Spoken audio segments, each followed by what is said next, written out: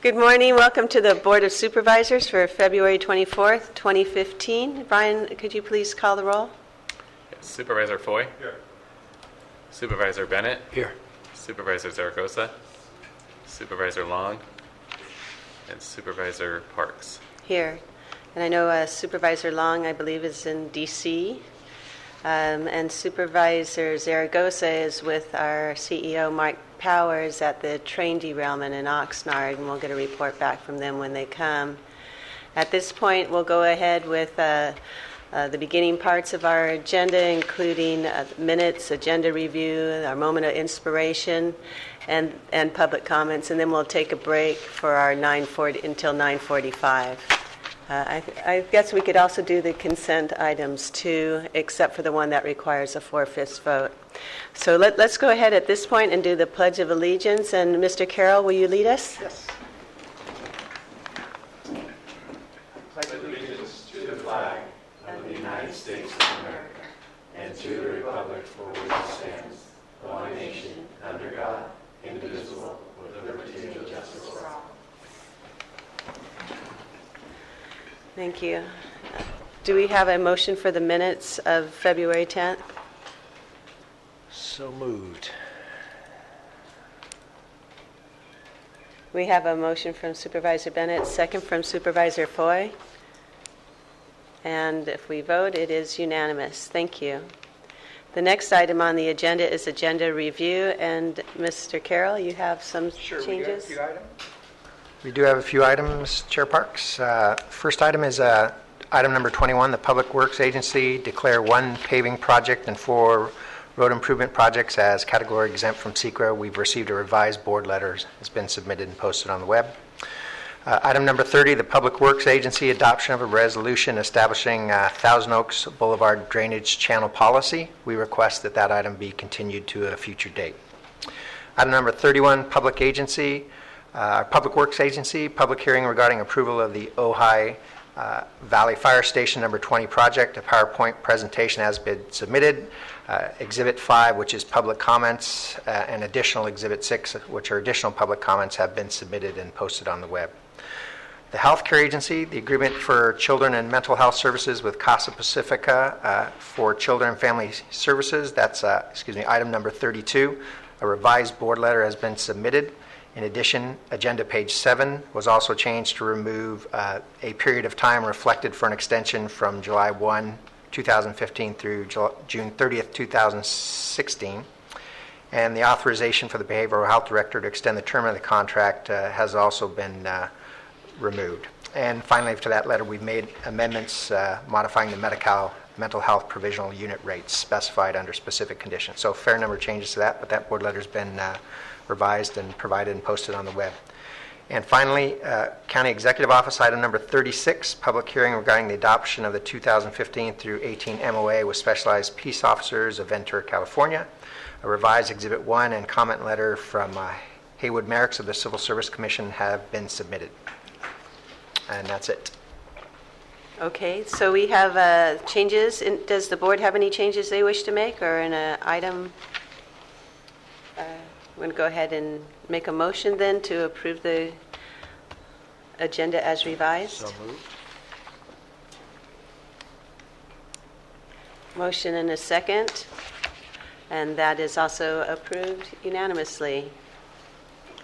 The next item on our agenda, I wish we had the full board here for, but we don't, but it is Many Mansions is here with Rick Schrader. If you'd like to come up, this is a very special time for this wonderful organization, and I thought they would not only be a good moment of inspiration, but also an opportunity for us to congratulate you. So Rick, if you'd like to go ahead.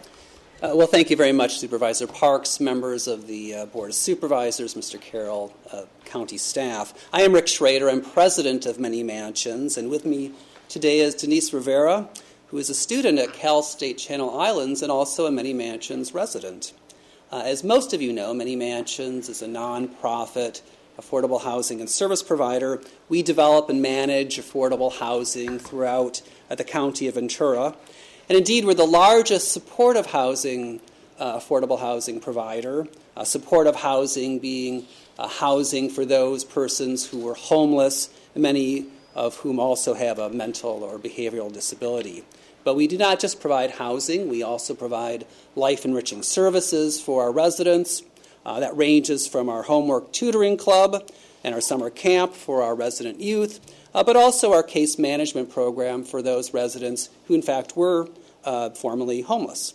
We are celebrating our 35-year anniversary from our founding, and this anniversary we're highlighting our residents. We have over 1,300 residents living in one of our 14 housing complexes, and that includes over 300 children. Our residents are very diverse. Each have their own story. Each are different in their own way. And so for our 35-year anniversary, what we decided to do was to create a book that told some of these stories. Stories from not just our residents, but also our Many Mansions staff, our supporters, people in the city. Stories that were inspirational and uplifting, but also stories that were sometimes sad and disappointing. Stories about our successes, but also stories about our failures in the past 35 years. So we named our book 35 Stories. And today I'd like to present each member of the Board of Supervisors with a copy. There are additional copies now available on Amazon.com. But first, I'd like you to hear from Denise Rivera, who, as I said, is one of our Many Mansions residents, and I think is certainly one of our success stories. Denise is a good representative of who we are and who we are trying to assist. So, Denise? Good morning, Supervisors. I first would like to thank Many Mansions for inviting me to speak. It is an honor and a great pleasure to be here to share my story with all of you. My name is Denise Rivera. I've been a resident of Many Mansions for 2 years now. When my family and I first moved into Villa Garcia, we had no idea of the immense blessing we had just received. Many Mansions has lifted an overbearing weight off of our entire family.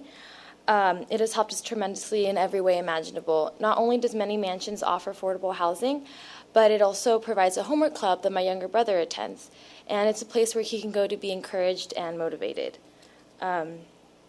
Many Mansions has also been generous to award me the Vicky Scholarship Fund, which has given me the financial support that I need to attend college.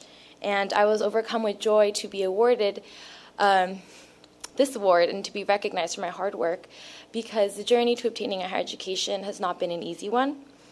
When I was a little girl, I was never really sure which one of my dreams I would chase after. I would either be a veterinarian, a teacher, or a SeaWorld dolphin trainer. But I was wholeheartedly certain that would make my parents proud. They grew up in Mexico, and due to poverty, they were never able to obtain a high school education. So when they made the courageous decision to move here to the United States, they had to sacrifice a great deal. They constantly encouraged us to work hard in advancing our education, and it is because of them that I am here today. Their bravery has not only inspired me, but has also opened countless opportunities, including a life-changing volunteer position at the Westminster Free Clinic. I first heard of the Westminster Free Clinic my sophomore year of high school from a friend who was an intern. I couldn't believe the hands-on experience the students were able to take part in. I sent in my application, and soon enough, I was volunteering by taking patients' vital signs, presenting their cases to nurses, working alongside doctors, and translating for those who only spoke Spanish. Now, 3 years later, if I were to tell you everything I've learned, I would be up here a while, but I can tell you the two most important discoveries I made. The first being is that I learned that I have a passion for helping others and enjoy learning about the medical field. The clinic was like a map guiding me towards the perfect career for me, nursing. Currently, I attend California State University, Channel Islands, and I plan to enroll in the nursing program. I hope to become a registered nurse in pediatrics and later earn my master's degree and become a nurse practitioner.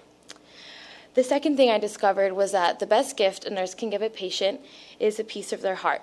What will bring patients a sense of worth and peace is a person who openly cares for them and demonstrates empathy. This is what I believe a nurse should be. My experience at the clinic was one that motivated my desire to become a nurse. a nurse who would aid the sick and underserved.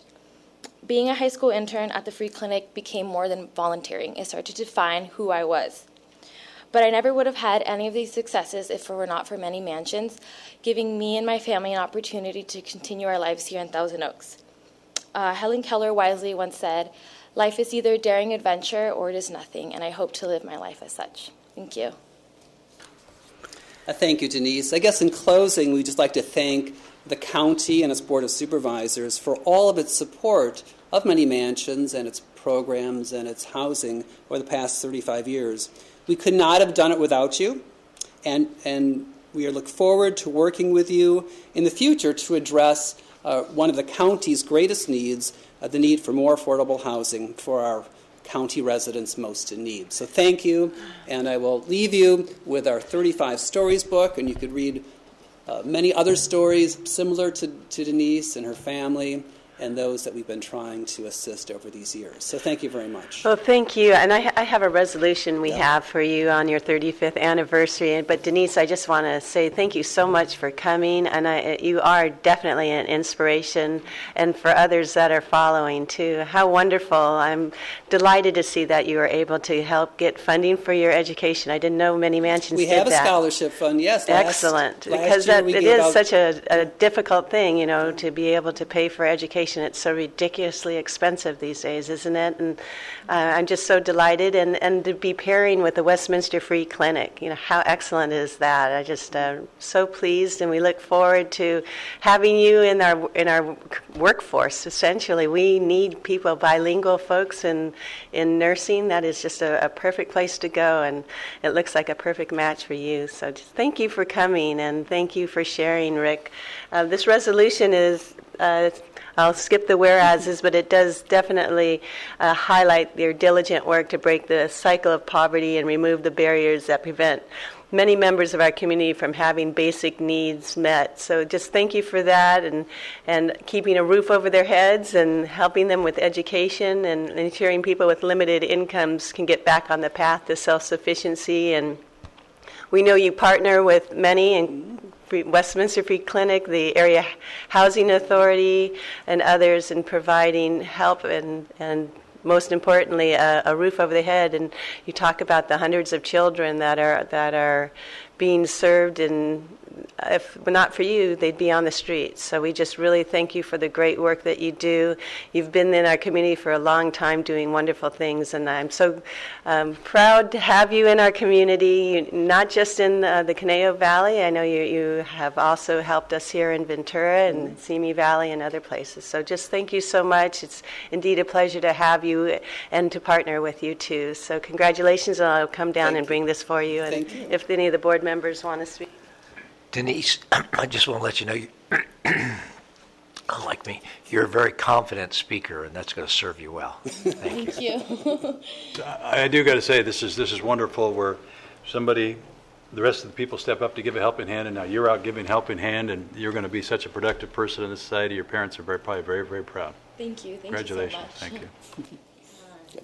Congratulations. Thank you. And Thank you. we'll give you this. Well, thank you. I'll give you Take these. Yes. I remember a conversation we had where I was saying, you need to document Yes, these it was stories." your idea. Yes, it was your idea. Oh, can we get a picture? That'd be great. Thank you.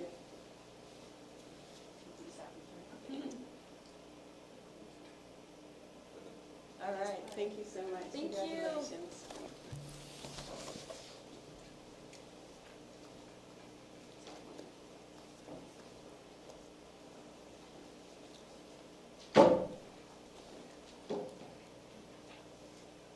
I look forward to reading these stories, and I think it's wonderful too, not just all the positive, but also learning experiences from those that didn't work. Very nice. So at this point, we have our public comments. Do we have any members of the public who wish to speak? Here's your big opportunity. Not seeing any. We'll go ahead and skip board comments at this time till we have our board member Zaragoza back. And we can go to our consent agenda items, and all but one could be approved with a 3/5 vote. So I'll go ahead and pull item 12 out because that one needs a 4/5 vote, and ask that we have a motion for the remainder of the consent agenda items. We have a motion from Supervisor Foy, a second from guess who? Supervisor Bennett. If we could all vote. And that is approved unanimously. So what we'll do then is come back at 9:45 for our time certains, and we have some then at 10 and 10:30 before we get to our regular agenda, which will probably be closer to 11:30, I would guess. And with that, we'll stand. No closed session right now. Recessed. Thank you.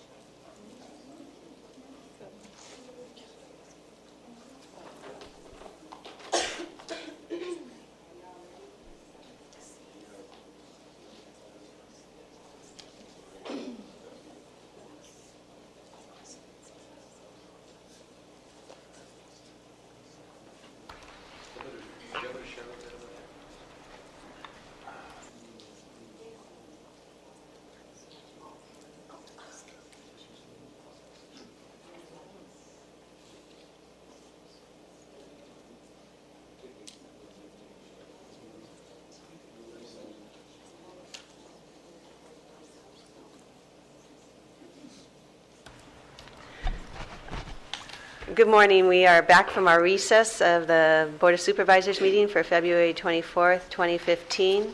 I know that we had to cut off our meeting a little bit short to recess, particularly because of the train accident that has occurred in Oxnard. And Supervisor Zaragoza has just come back from that and is offering to share a little report of what's happening. Yeah, thank you, Madam Chair.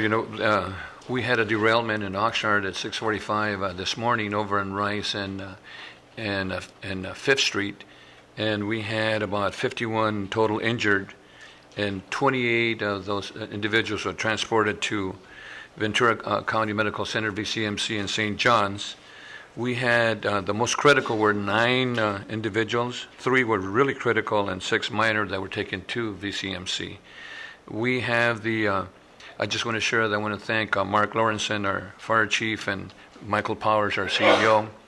We were in the scene early in the morning, and the MTSD investigators are there currently. The train was traveling out of Oxnard east towards Los Angeles. And again, my understanding is that there's a lot of trains that are being held back. We met with some of the other rail individuals, and apparently it's going to take probably 24 to maybe a couple of days just to clear up the debris. And my understanding that according to the news, that the driver apparently when when he tried to cross the railroad, the truck stalled. This is not 100% yet, and panic, dialed 911. Then the train hit him, and he fled. Initially, they think that maybe he had fled because it was he hit, but they said he might have been traumatized. So we don't know those details yet. I want to thank the first responders, Oxnard Fire, Ventura Fire, and our sheriffs and Oxnard PD.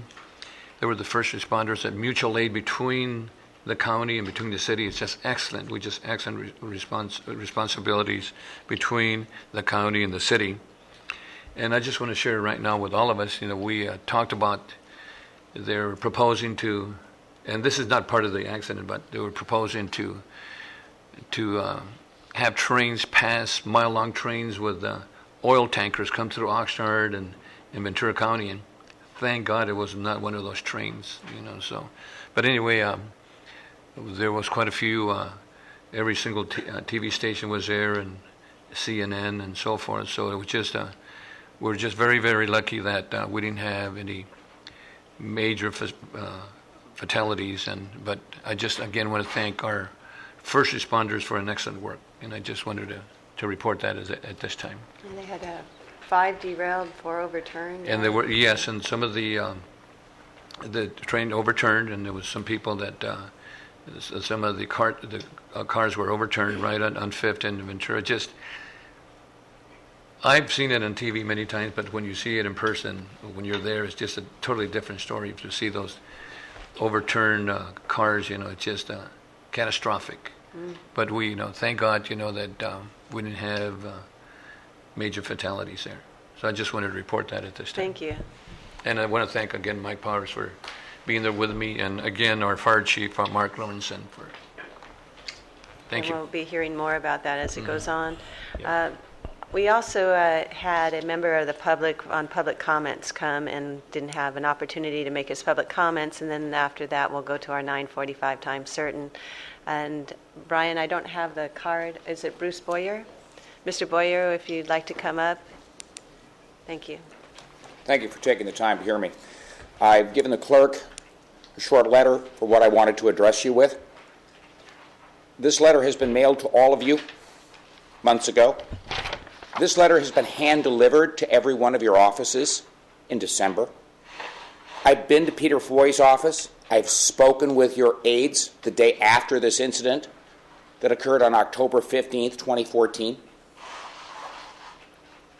I'm bringing this to you because I am truly ashamed.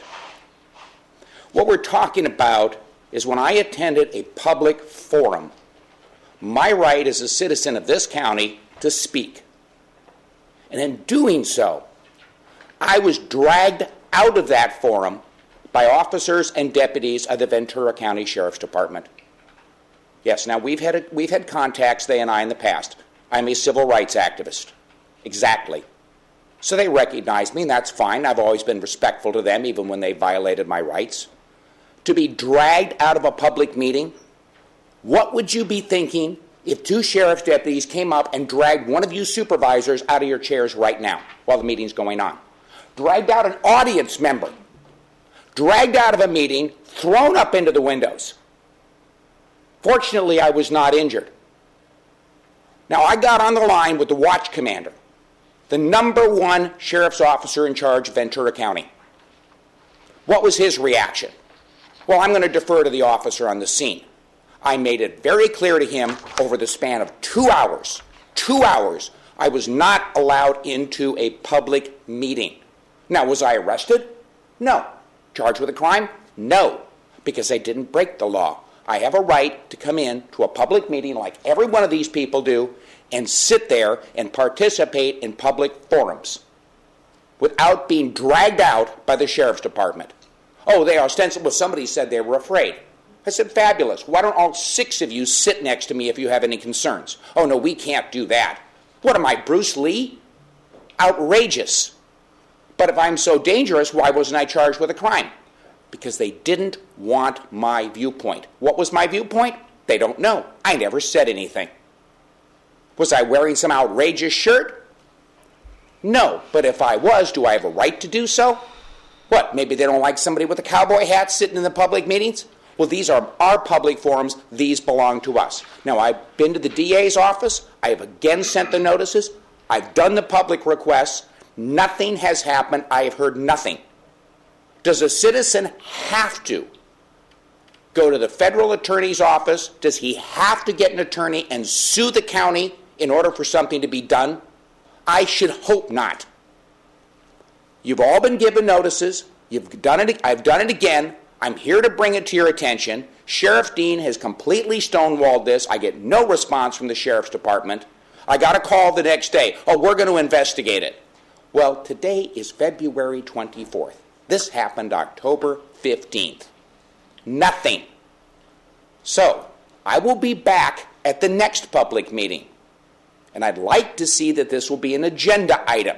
Let's have Sheriff Dean get up here and explain it to the public.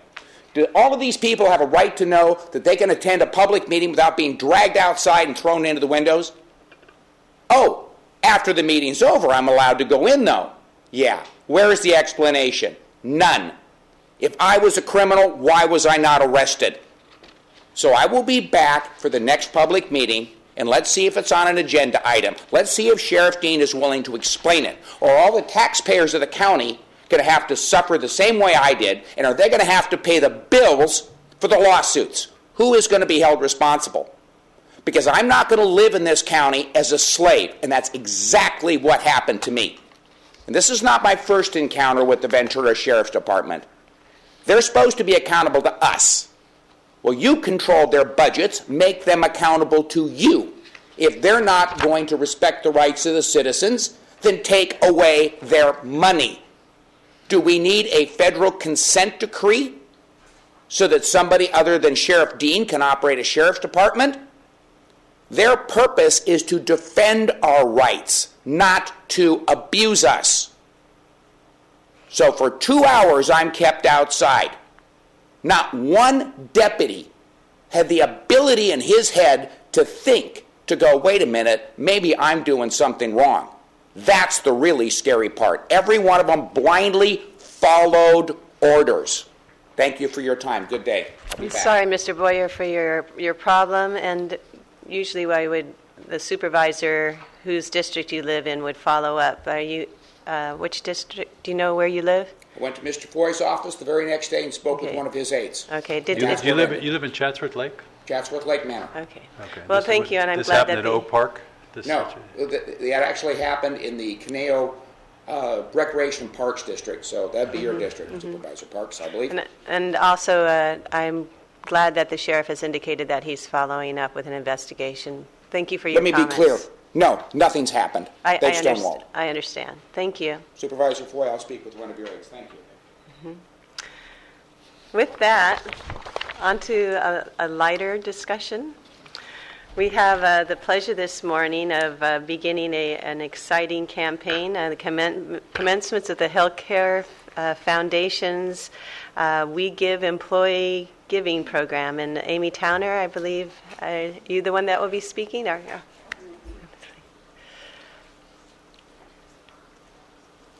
Chair Parks, Supervisors, Mr. Powers, Joan Araujo, on behalf of the Healthcare Agency, I'm here for Barry Fisher, who is at the hospital due to the accident this morning. It was in early December that Harold Edwards spoke before your board introducing the Healthcare Foundation of Ventura County. Today we take a very exciting next step, and I would like to have Amy Towner, the CEO of the Healthcare Foundation, come up to introduce the We Give Employee Program. Thank you. Amy? Thank you, Joan. Absolutely. Welcome, Amy. Good morning. Thank you. Good morning, Board of Supervisors and CEO Mike Powers. On behalf of the Board of Directors of Healthcare Foundation for Ventura County, and at your request, those present today adorned in red, Hey. and all our ambassadors scattered throughout our county wearing this Identa badge, proudly commence the We Give Employee Giving Program. Yes. We Give is an opportunity extended for all county employees to gather unified and give back directly to our comprehensive Ventura County Healthcare Agency, and especially its hospitals, Ventura County Medical Center and Santa Paula Hospital. While this may seem at first glance a way simply for our county employees to be philanthropic or invest locally in its health care, it's actually much more than that. We Give will be an opportunity to recognize the unsung heroes of the county who participate in We Give through the brilliance of social media.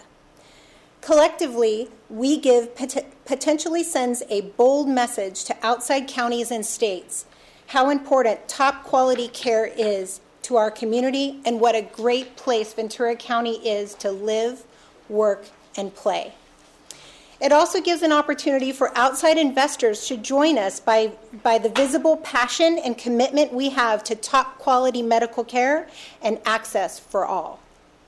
These We Give cards, right here, these We Give cards will be distributed through all Ventura County payroll clerks for philanthropic consideration. We look forward to reporting back to you on the impact We Give has. Now, on another note, we are currently in the process, this is great news, of ascertaining a $500,000 matching donor for every We Give dollar. This is yet another bold message, making a strong statement and a commitment to the importance of our public hospital system and the critical needs it serves as the safety net system for anyone who lives or visits Ventura County. We urge Ventura County employees and others to join us as we support our system with state-of-the-art equipment for healthcare providers and our first responders like the ones today. Thank you for your time today, and with that, let's officially commence We Give. Yes. Thank you.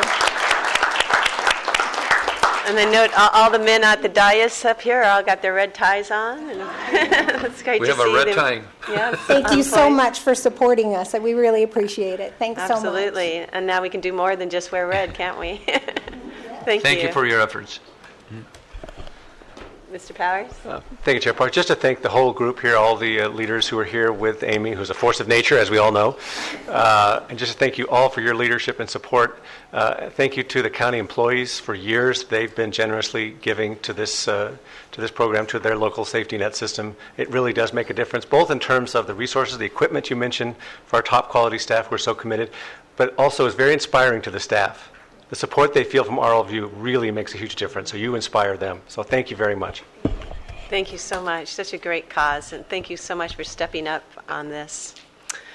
Our next item on the agenda, let's do a receive and file. Do we have a second to Peter Foy's motion? We do.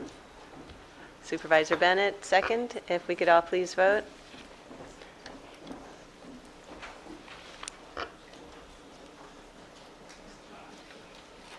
Thank you. I'm going to go to our next 10 a.m. time certain then. That's a recommendation of Supervisor Bennett to recognize individuals of the Children's Service Auxiliary. Thank you very much. A real pleasure to have this item again in front of us. And I'd like to ask Judy Weber and Elizabeth to come forward. Is Judy here today? I don't see her right now, so All I'll righty, present. great. You've got the job then, all right? Elizabeth's the manager of the Foster Care Recruitment, Development, and Support Unit, and she's going to be here to help us recognize the individuals, groups, and organizations that donated to the Children's Services Auxiliary during the 2014 holiday season. We do this every year. We've had lots of people, including supervisors up here stepping forward for that, and we appreciate you being here and appreciate having the nominees here. And we have certificates for them. We do. I will come down and present those, help present those certificates as we go forward. So Elizabeth, you're Thank on. you. Oh, there's Judy's Judy. here as Oh, well. Judy, you're Hello, on. Judy. Judy Weber is here. All right. So first, I want to give incredible thank you to you all, Board of Supervisors, to County Executive Officer Mike Powers, to our HSA Director Barry Zimmerman, and our HSA Deputy Director Judy Weber, how you all have absolutely championed the needs and the cause for foster children in Ventura County, and it is an absolute pleasure to work with you and on behalf of this. I also want to give thanks to the CSA board members present today, if you would stand. Teresa Brummett, President, Mara Legay, Secretary, Carrie Collins, Director, Leanne Mesa, Treasurer, and Lolly Jeffrays, Director. If we can give a round of applause for all the work that they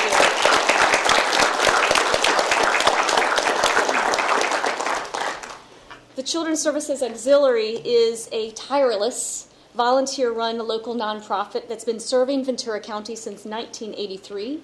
Their mission is to meet the needs of Ventura County's court-dependent children and youth who've been recently transitioned from the foster care system. Through generous financial contributions of community members, CSA provides funds for many things, including clothing, camp, extracurricular enrichment activities and classes, sports scholarships, special dental needs, and many others. It is through the work of you, CSA, that children who don't have these provisions have them available like every child should. So thank you so much for what you've done. And then today we want to specifically recognize CSA's significant contribution during the holiday season. This is a hard time for many children. Once again, we're pleased to come before the Board of Supervisors and recognize the generous contribution of individuals, groups, and organizations here in Ventura County who have donated their time and their resources to the auxiliary and to the CSA Holiday Gift Program. So many are present today, and I look forward to recognizing them.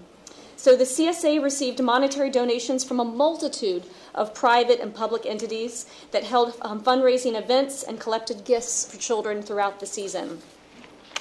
Here's the big news, is that we're thrilled to report that through all of these efforts and through this partnership, the Children's Services Auxiliary collected and distributed over 34,000 toys. Thank you.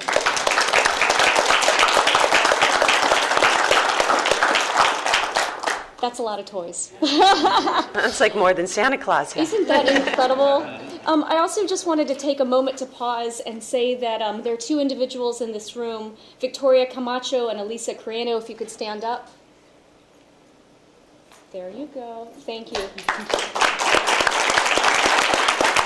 These are two staff members within the Children's Auxiliary, within Children's Family Services. They liaison with the auxiliary, and they put in an enormous amount of time and dedication to ensuring that these pieces are coordinated to be executed well. So the vast majority of these toys were distributed at the Holiday Toy Store, and they served 1,671 families and 4,253 children during our holiday season. Of those, 632 were foster children, receiving toys they may not otherwise receive. So I want to make the Board of Supervisors aware that these donated toys continue to serve our children beyond the holiday season. So we pause today to think about those gifts, but we also think about what's occurring now and into the next year. 1, a supply of stuffed animals will be delivered to the dependency court to be distributed by the judge to children at their final adoption hearing. 2, smaller toys like coloring books, crayons, toy cars, Beanie Babies, these are all included in care bags. These care bags are distributed to children entering into foster care and give them some support and comfort in their first few hours of detention. They need that. They need something to make them feel better, and this is a step. 3, a large supply of our toys are donated to us at Children and Family Services, and they outfit our visitation rooms and our therapeutic visitation center, and then they replace outdated toys. So again, it's the gift that keeps on giving. All the work that you all have done, the time that you've spent, the money that you've donated, we are so appreciative, and it doesn't end during the holiday season. For several years now, KVTA Radio Morning Show has sponsored a children's fund drive. Hosted by radio show hosts Tom Spence, Rich Galano, the Stick Boy, and the 201E Drive, they gave $36,000 for the Children's Services Auxiliary.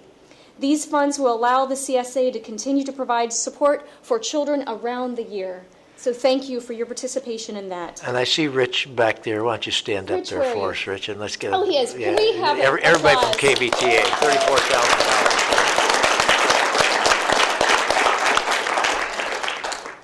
So we would like to recognize the following organizations and their generous support during the KVTA fundraising drive. Jolly McBee at Vagabond, Steve Dole, NAI Capital from the Topa Towers, Vern Morseman at Ventura Hobby, Janine Wasserman at Channel Island Ice Skating Holiday Show, and Joe Kreutz at County Commerce Bank. Thank you, as they have added to that fundraising campaign. We want to sincerely thank them for their continued support for our children and the compassion they display year after year. And could you representatives please stand up from those organizations so we could recognize you? I see Joe out there, and I see Topa Towers, Ventura Hobby.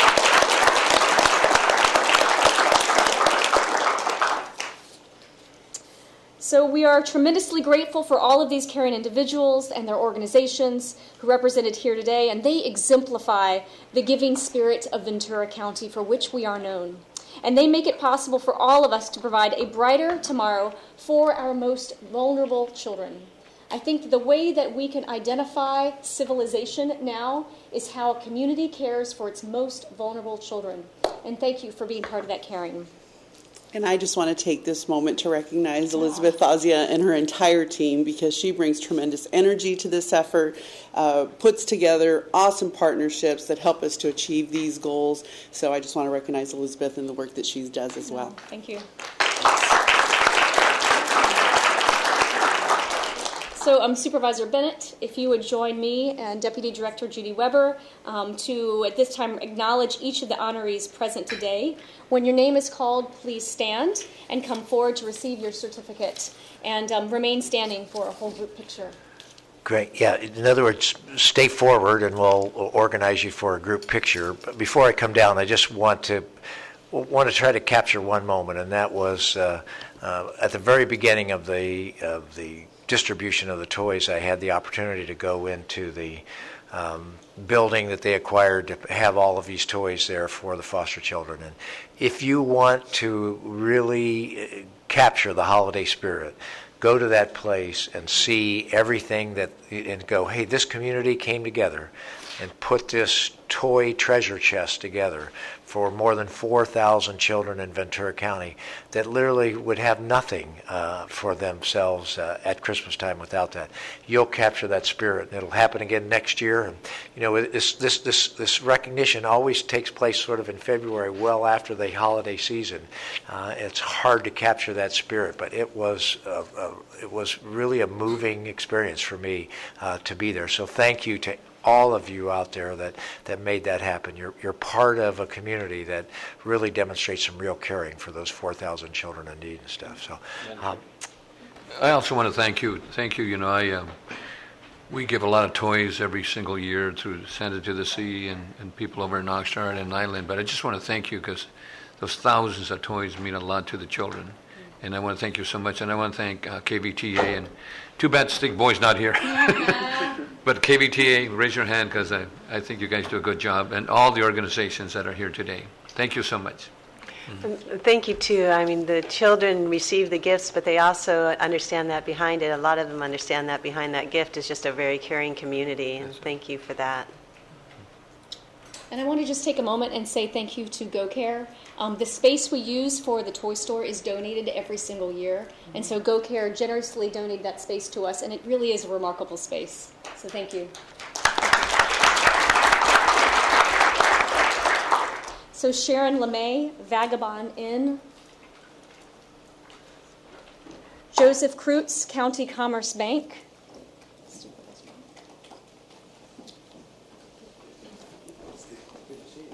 John Norman, Starbucks. Richard Mesa and Partners. Carol Zimmerman, Church of Jesus Christ of Latter-day Saints.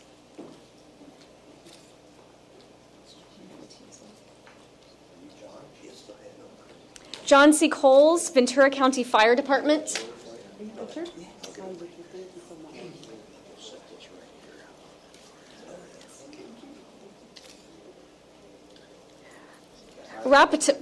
Rapatoni Corporation. Mark Acosta, PennyMac. Michelle Ellis, Boy Scout Troop 155. Jesse Gonzalez and Corey Gray, Oxnard Elks Lodge. Roger and Laurel Parks. Members of the Ventura City Fire Department. And there are many of you. Thank you. Come forward, all of you, please. I see you back there. Yeah, Ventura City Fire Department. There you've got a whole bunch. PEMCO.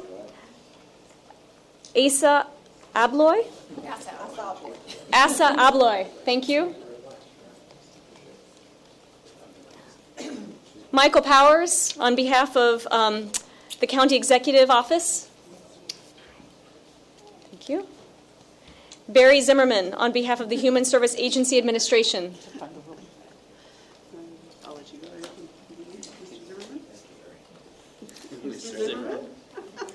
And can we give a bit of a standing ovation to, oh, I'm sorry, our Community Service Auxiliary board members. Please join us. Where am I? Certificate to them later. That's right. We're missing some of ours. We still have them. So when we have the county courts, thank you. Please come forward. And if you were not mentioned and you are part of the giving and the fundraising activities of Children's Services Auxiliary, please come forward and we'll bring you a certificate. Yeah.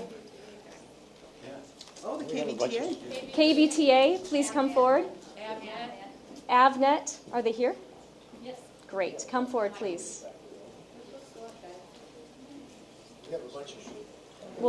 Thank you.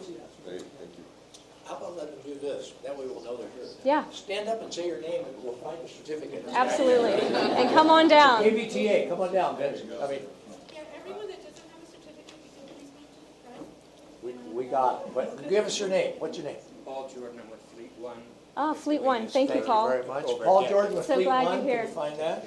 I got KBTA. Come on down, Spence.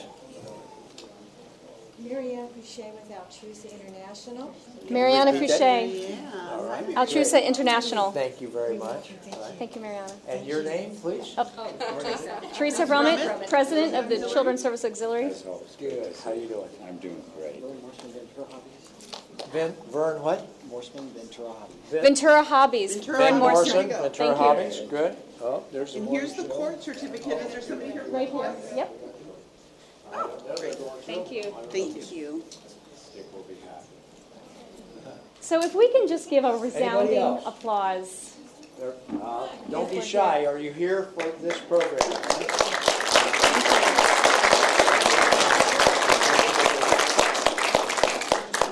If you will move in front of this, we'll shoot the picture this way. So if you guys will all just come right here, that's the way to do it. Joe and you guys come around to the front of this. That way we don't cut your legs off. Okay. Keep coming. We'll put you right in the dead center with that beautiful green top there. We'll put this handsome gentleman here and this handsome gentleman right over here, right? Come on. There we go. A man on both sides, right? You have to come forward, please, right? Here we go. Come on forward, right here. There we go. I'm sorry. Turn your shoulders a little bit so everybody fits in. Step Thorn forward. between two roses. There you go. Good, good. Balance up. Can we have the firefighters come over here? That'll balance us just right. Might pull that down there a little bit, right? Turn your shoulders, come on in here a little bit more. There you go. Scoot again. Great. All right. I'm going to squeeze right here. There you go. Good. All right.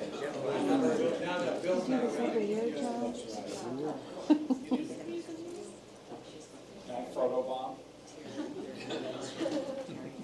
You have to back up photographers.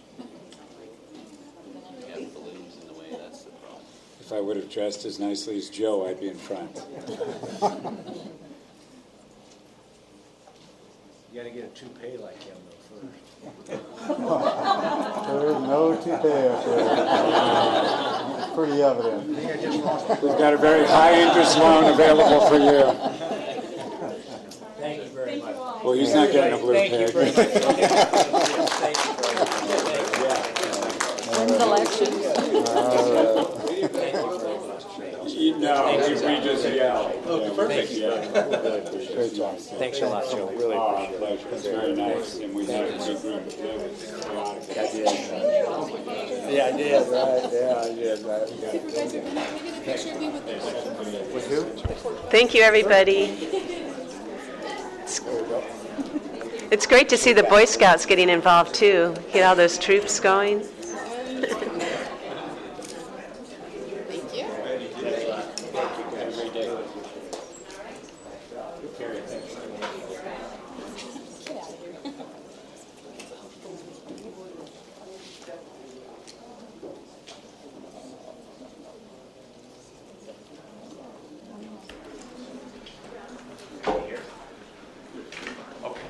Our next item on the agenda is very much related to the one we just had before us. This is a presentation, Supervisor Bennett to make a presentation of the new Foster Ventura County Kids Homes with Heart campaign. Great. Thank you very much. And I just have one quick announcement before I bring Elizabeth back up for that, and that is, we had some problems with the location at the last minute for the last item in terms of where we were going to have this. And Ron Polito was the agent. He found the space for GoCare, and he did it in 12 hours. He found the location while he was on vacation. He's not here today, but I wanted to make sure we publicly recognized him and really appreciate that effort. Every year they step up and they find a place for this. But I'm really pleased to introduce Elizabeth again to present to us a new VK Kids Home with Heart campaign. And you can see the white things over the covering there in terms of what she's going to be introducing. And I won't steal any more of her thunder than that, but I'm really pleased to have Elizabeth back on with her great energy for this program and for our foster children. Elizabeth. Well, thank you. I am thrilled to introduce CEO Denise Bean White of Consortium Media. Consortium Media is an award-winning branding agency for the last 25 years here in Ventura County. They're a full-service branding firm that handles public relations, creative services, and social media. And they've been working with Ventura County Food Share, Ventura County Hospitals, Aspiranet, Pods Moving and Storage, to name a few. We need them, and we are incredibly grateful that we were able to partner with them to really be part of our rebranding campaign for foster care in Ventura County. We want to change the way the public perceives and identifies with foster care, and so this is one of our first steps into launching this campaign. Thank you. Good morning, Madam Chairwoman, the board, and Mr. Powers, and of course Elizabeth. It is amazing to work with Elizabeth and her wonderful team. So it's also very exciting, Elizabeth and I have talked about this presentation for a while, to be with you as community and business leaders, because your awareness of this will certainly help the children in many ways. So we're excited to be able to tell you where we're at in the program for the difficult situations that foster children find themselves in. And for the last 7 years, we have worked with a statewide organization called Aspiranet in foster and human services agency work. So we're so excited to bring it locally here into our own community and help children who are in need of really a safe interim place to put their heads, another place at the table, and someone just to care for them in that time. So thank you for allowing us to show you where we're at on that campaign. There are 58,000 foster children in California alone, one of the highest rates in the country. It is actually the highest rate in the country for foster children. We have 1,200 foster children right here at home in Ventura County. It's kind of a lot to wrap our head around. I think many people can think about fostering one child. Maybe they can think about bringing in two so that siblings aren't separated for 15 years or more from their sister or brother.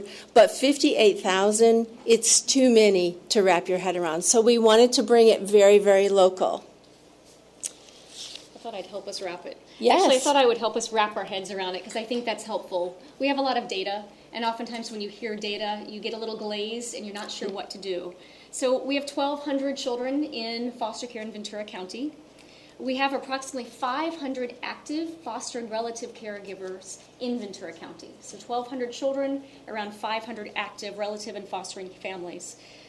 For us, to ensure the highest quality of care and the best match of placements, and when I say best match, I mean we must keep siblings together because they need each other. Children need to stay in their schools of origin because that's where they have stability and support. Children need to be in the same city they grew up in because that's where they're going to have extracurricular activities, they're going to have friendships, they're going to have family networks. In order to do that kind of best match placement, we need to have a certain number of high-quality caregivers. I think we need 500 more. So we have 500 now. My goal is 500 more so that we can do that kind of best match placement. Can we do that? I think it's an absolutely doable goal, because we have about 800,000 people living in Ventura County, and we are a county known for its philanthropic and for its dedication to needs environmentally and socially in our communities. And so I think one of the big issues is that we've got to raise the level of awareness locally about the children in care. We need to raise it in our school districts, in our local schools, in our congregations, in our communities, in our businesses, so that we all understand that all of us need to somehow be part of that raising 500 more caregivers. It is a reachable goal, and here is our step. Yes, absolutely. And they're very forward-thinking in our county. Mr. Zimmerman, Elizabeth, her team at Human Services, they have allowed us to really think outside the box with both experience from all of us and working as a team. But what we found is the words used in foster care world are broken. The way it's been described and the way we've asked people aren't really working. There are too many myths, misunderstandings, fears about how you would bring a child into your home. So this brand development campaign seeks to raise the profile of the real need of real kids with real stories right here at home. We're working together to create that awareness with Elizabeth and her team so that children have loving homes, families, and a future. We were so lucky last week to speak with a young man named Eric, and actually a lot of foster families. But we were speaking with Eric. He was a foster child since he's been 5. He's now 22, and he was recently adopted. And in his life, this was the most wonderful thing that had ever happened to him, was that at 22, he had a home, he had a bed, a place to stay. He is so brilliant, so well-spoken. He will absolutely be a city council person or a mayor in one of the great cities of Ventura County. I know it. But when foster children transition, there isn't anything. There's no one for them. There's no money. There's no cars. There's no dishes like our families gave us. There isn't anything. So he's worked and overcome that. He mentors other foster children, and he's now beginning to go to college because he has a home. So really thinking about what these children need and bringing it local, we wanted to bring light and hope and care into the campaign, because as Elizabeth so rightly said, Ventura County, as I know very well, is so giving. I know if they just have awareness here that we definitely can bring more people to take on this task of caring for our children.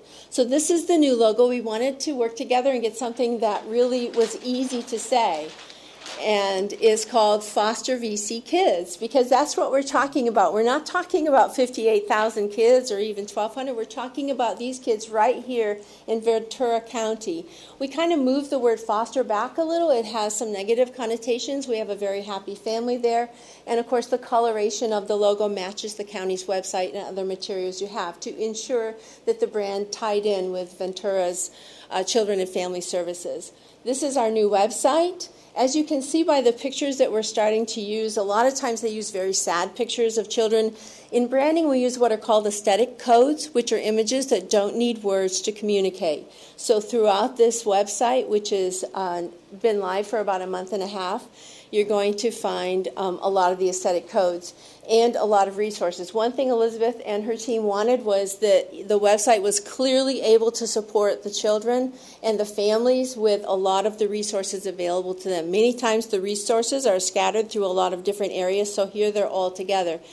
The website has the initiatives like Faith in Motion, which is a very large initiative. It also has areas to feature foster parents and videos and upcoming items of help. It has blog posts that help the SEO and allow the website to stay current on the search engines. And then one of my favorite pieces is the calendar. It's a living document. Basically, if I'm wanting to think about becoming a foster parent, I might want to go to an information meeting, and I would click on there and I would be able to find exactly where and when the meetings were. It is also a dynamic, responsive site, meaning that it works as well on mobile and tablet. So it doesn't just squeeze its letters smaller, it actually resizes itself. So it has a lot of information, a lot of good look. And Eric, who I talked with and we just spoke about, he said that he has shown this site to the foster children he mentors. He feels like it's a sign of hope for them. And that was great to hear, because that's what we want to do. We want to identify with the kids in need and have people be able to see themselves bringing these children into their homes. And last week when we were talking with the families, every single one of them, though they're different families, every single one said how much this has enhanced their life. We talk about the children, but the children actually enhance the life of those that they're being fostered. So I think all of that's exciting. We did we're working on a complete rebrand of all of the materials. There's fresh newsletters again with the site of the Facebook and the website. There's a whole kit, which I believe you guys have. Did we deliver them? Okay, so on your, you have a bag, Foster VC Kids. Yes, you do. Would you like to give that a nice demonstration? You look inside that Foster VC bag. It'll show, take it with you, grocery stores, shopping. You are part of our recruiting team. Yes. And within that is some of the material that we utilize to recruit with. So all of the materials reflect that, and then we're going to play a radio ad that we produced locally here so that everything with the new Foster VC Kids resonates in the same way with the community. We hope we'll play it. What does home mean to you? Home is where I have my toothbrush and my favorite fluffy pillow. Home is where we laugh, we share stories, and everyone's part of our family. Home is where people should love you. There's always room in a home for more love. Home is where I try to get lots of hugs. Homes with a Heart is an initiative from Foster VC Kids that connects loving family homes like yours to children without a home. Children that need love in their lives to be safely tucked into bed, encouraged to do well in school, and comforted when they're sad or afraid. Ventura County has many wonderful children who need temporary and long-term support. Can you and your family consider helping? Foster VC Kids, Ventura County Human Services invites you to an informational meeting to find out how to help. Tuesday, January 6th from 6 p.m. till 8. Become a Homes with Heart partner. Call 654-3220 or visit fostervckids.org to learn more. That's fostervckids.org. So that's the initiative we developed. It wasn't enough when working with Elizabeth to develop a new logo and all of the kids. We wanted to have an initiative to really be able to state our goals for, really finding more families. So we called it Homes with Heart. It's to help us find homes with a lot of heart and a little more room. I had an Italian grandmother, so there were always at least 5 more places at the table. And I know everybody in Ventura County has another place, and we certainly hope they'll join us. Using the tool of social media, we're so excited. We've had huge fan growth. We have over 400 fans and close to 10,000 people that we've been able to reach with friends and fans already. I wanted to thank Supervisor Bennett because the very first event that we had, we asked him to come out and kick it off on a Saturday. And he came out and he said, "What do you want me to do?" And I said, "I want you to recognize the families." So just before the event, he went in, and there were a lot of people, a lot of families, some families that were thinking about fostering, and he so elegantly had them stand and honored them very humbly. And I saw reactions from tears to complete joy. They had never had a supervisor of our county, a community leader, an agent of change. They had never had anyone thank them for fostering these children and taking them into their homes. So thank you for that. It kicked us off in a great way, and you've been an inspiration in a lot of the program that we've put together because I know you're very involved in it.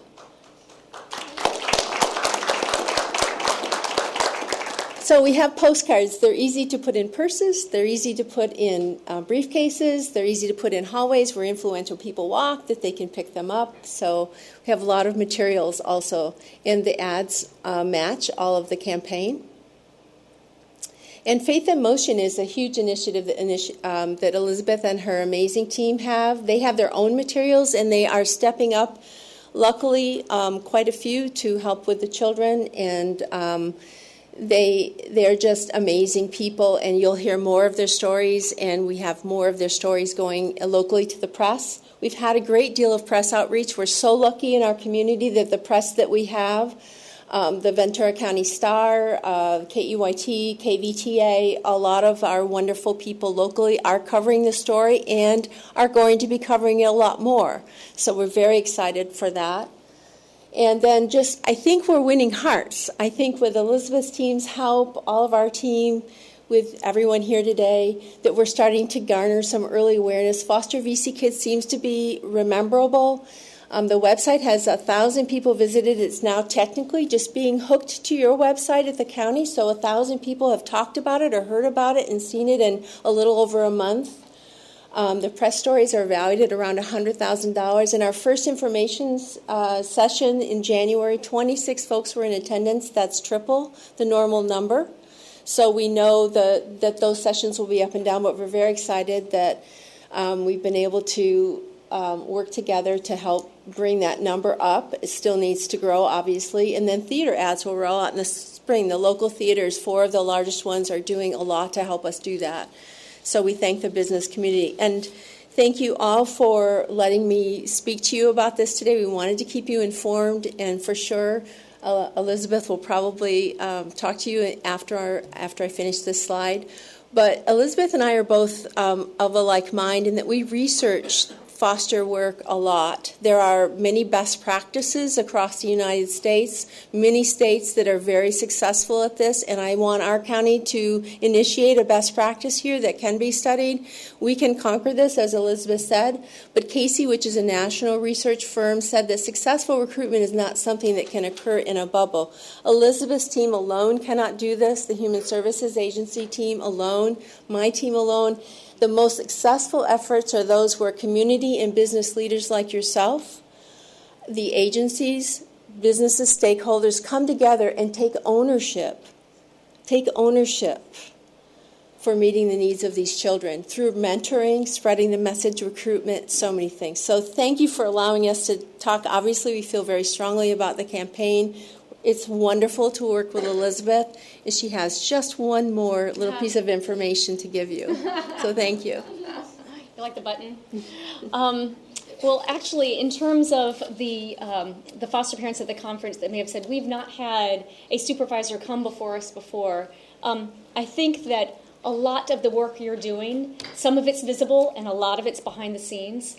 We at the Human Services Agency and Children and Family Services are incredibly aware of the work that you're doing. And we want to say, first of all, thank you. You have provided a wonderful gift in terms of resourcing our social workers this last year. Thank you.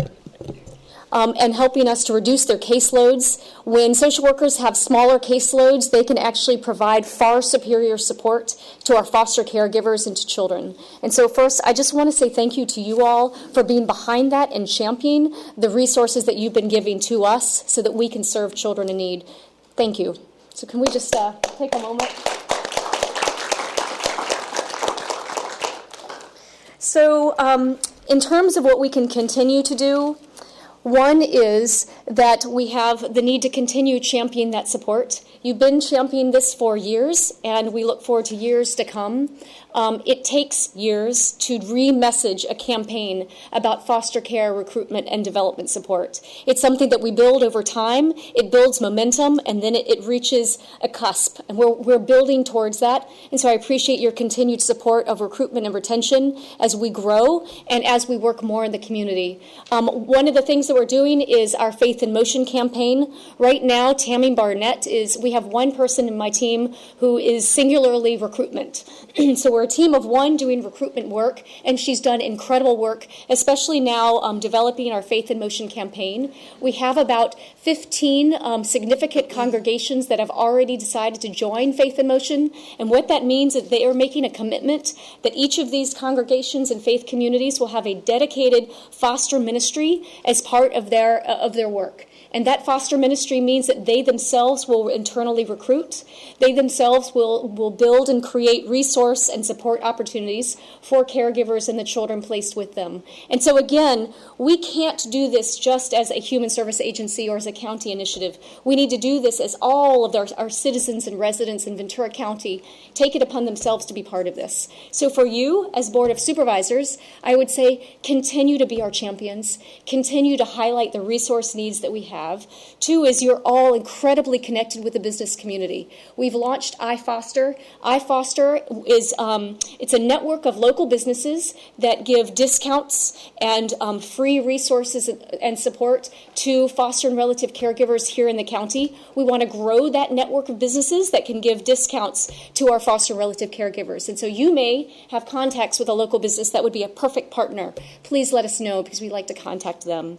And then third is just continue to champion in the conversations and the communication that you have. It's incredibly helpful to us that we all, as county employees, are recruiters. And so I think that's the next step, is that for the entire county of Ventura, any staff person, any employee of the county begins to self-identify that as a county employee, I am a recruiter for foster care. And so that's kind of the next campaign we'd like to initiate. But again, thank you for listening to us, thank you for supporting us, and thank you for being our community champions. Well, really, Thank you. I am very impressed with the materials that you put together and the fresh new face that you put on the foster care recruitment. You know, we've been going after this issue for a long time, you know, for more than a decade in terms of trying to really jumpstart our foster care recruitment. So one thing I'd just like to say to the supervisors is the Board of Supervisors has been incredibly supportive of children, and, you know, all the way from Child Protective Services to the funding that we've needed to do this. And I know just at every step of the way, it's been all the Board of Supervisors that have been on board. But now is really a golden opportunity for all of us. You know, when you throw your energy into something, you really want to throw it into something that's got some momentum to it and stuff. This program now has momentum, and if we all throw our energy at it right now, this is really a key time. So one thing is that I'm almost certain that there is a church, at least one church in the Faith in Motion program in each supervisor's district. That is true. And so if we and would... synagogues as well. Yeah, there you go, and a synagogue. So if we would each just take the churches in our district that are Faith in Motion and coordinate with Elizabeth when's the right time to go and visit and speak to them about them being willing to take on this ministry, it has had a huge impact in the churches to have that connection. So that's one thing that we could do as supervisors in addition to all the great stuff that everybody's done. But the other thing that I really want to speak to is what you just ended with, which is there are 8,000 people that work for the County of Ventura, and we're all incredibly blessed to get to work for the County of Ventura because we don't sell clothespins. You know, we get to do work that's really good for our community. And not that there's anything wrong with selling clothespins, but there's an extra mission that's involved. But if you're one of those 8,000 people, then these are your children, these foster children. They're our extended family. I mean, who do they turn to for their extended family? They have to turn to the County of Ventura. So if everybody would step up to this challenge that we need 500 more families to step forward. And when you think of how many families there are in Ventura County, how many families have a heart, how many families have room, our issue is not that there aren't enough people. Our issue is we're not getting connected with those people. Right. And the only way it's going to happen is if more than just the one person on Elizabeth's team who is in charge of foster care recruitment is out there.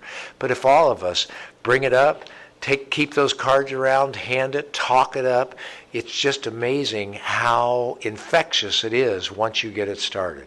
But this is really the time for all 8,000 of us to try to create a buzz about foster care recruitment because we now have all the easy social media. I mean, it's just so easy to just say, go online. You know, just get them the website, and they can go with their cell phones, they can go with everything, but you now have first-class, state-of-the-art kind of recruitment material out there. And I just hope that we'd all be able to do that, and Elizabeth can come back next year and tell us how far along she is in this goal of we'll be at 750 of 500, yeah. Right? And yeah, she'll. But anyway, it would just be huge if we get 500 more families. Then they have the flexibility to keep children together in their neighborhood. I mean, that's the most important thing was when that tragedy hits that family, for that child to not be moved from his or her friends in their school, from their siblings.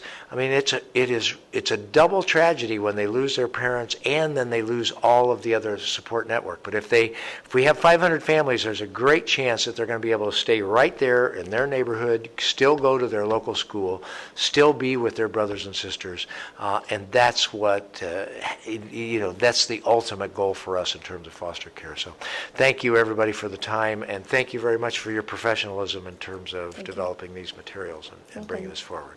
Appreciate it. Thank you. It's wonderful to see the new energy and to see the campaign. I think it does have a lot of potential for momentum. And as you say, not only social media, but a lot of it is that person you're connecting with when you send out that email and being able to connect person to person. So good opportunity. We look forward to seeing this grow. Thank you so much. Thank you. Any board members, supervisors, Zaragoza? Thank you. Thank you for an excellent presentation, and I think it's great. Beautiful young lady, and it just did an excellent job, and thank you so much for your good work. You're welcome. Thank you. And coming to theaters near you in about I noticed that the end of popcorn March. comes with it, too. In a few weeks, we're launching a theater campaign, and so actually, if you want to take just a moment about, I think they're in every significant theater in Ventura County for 3 months' time. Excellent. That's very So good. every movie you go to, you will see Foster VC Kids present and beckoning to you. Thank you. Coming We to your filmed it theaters. last weekend with Elizabeth's gorgeous daughter, and It's a so it was great lots of fun. opportunity. You got a captive audience there. And the theaters have stepped up, and they're putting us in the lobby on the videos as well. So everyone has been so helpful in this campaign. But my last word is like us on Facebook. Foster Yes, VC that's Kids. right. That's good. Thank you. Thank you very much. You're welcome. Receive It is also nice to see the extra employees we have in that department, too, helping with children. Next item on our Receive agenda. and file. Oh, yes, let's go ahead and receive and file. Thank you.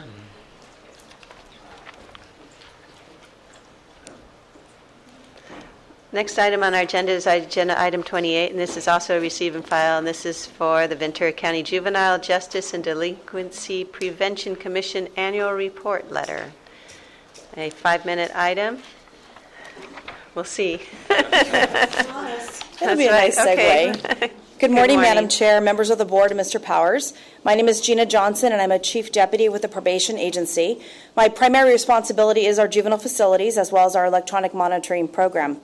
I'm here today on behalf of our agency to carry a letter and annual report for the Juvenile Justice and Delinquency Prevention Commission, also known as JJDPC. The Probation Agency has a long-standing relationship with JJDPC and provides administrative support to this commission. JJDPC is represented today by Chair Judy Warner and Secretary Aaron Antrim, both of whom would like to address the board. Good morning. Good morning, and thank you for our 5 minutes. The name of our commission, Juvenile Justice and Delinquency Prevention, is a mouthful. So we're going to break it down into the two parts because the Juvenile Justice Commission comes from the state's Welfare and Institution Code, and it's required in every county in the state. So I don't know when this happened for sure. I think 2004. We're also supposed to have a delinquency prevention, so the two committees joined into one, and we are now a body of 13 volunteers that carry this commission. And we're just here very quickly to tell you what we're doing so you know that we're out there.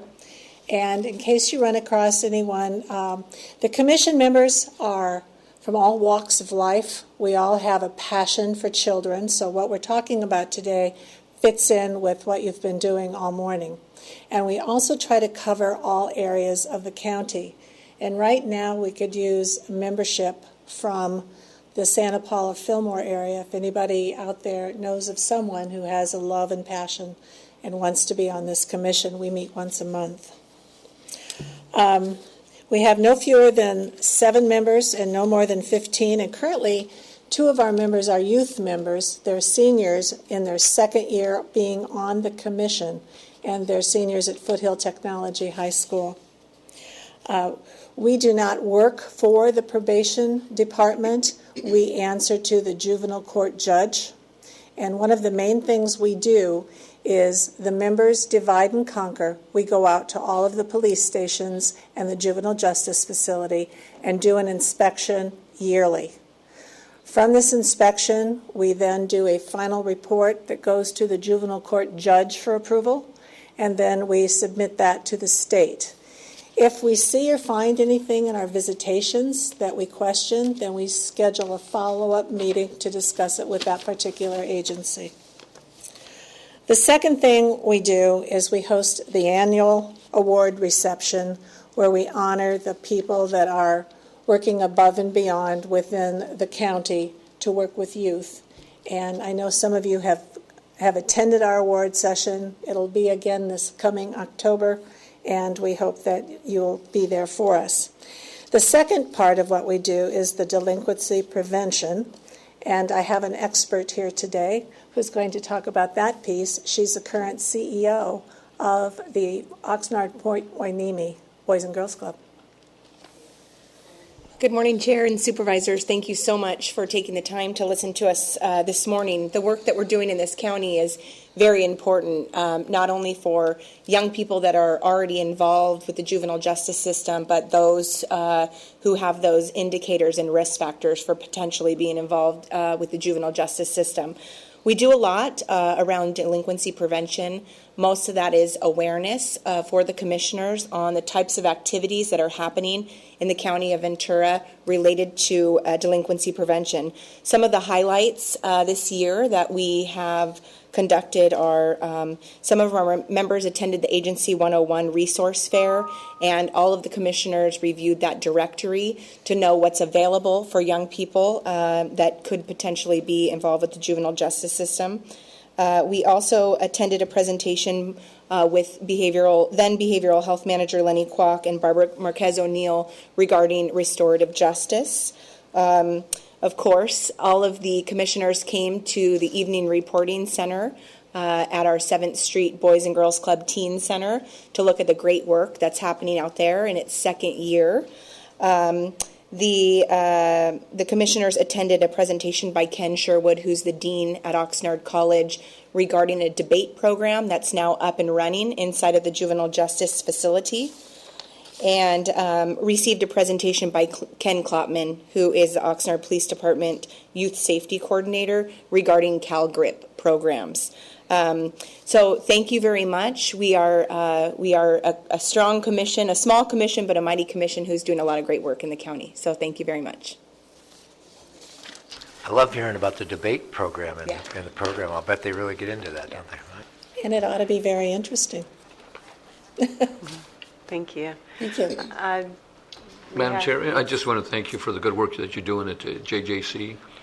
And this is not part of the presentation, but I want to commend Erin for doing an excellent job for Wainimi Oxnard and also helping us over at the Nyland Center.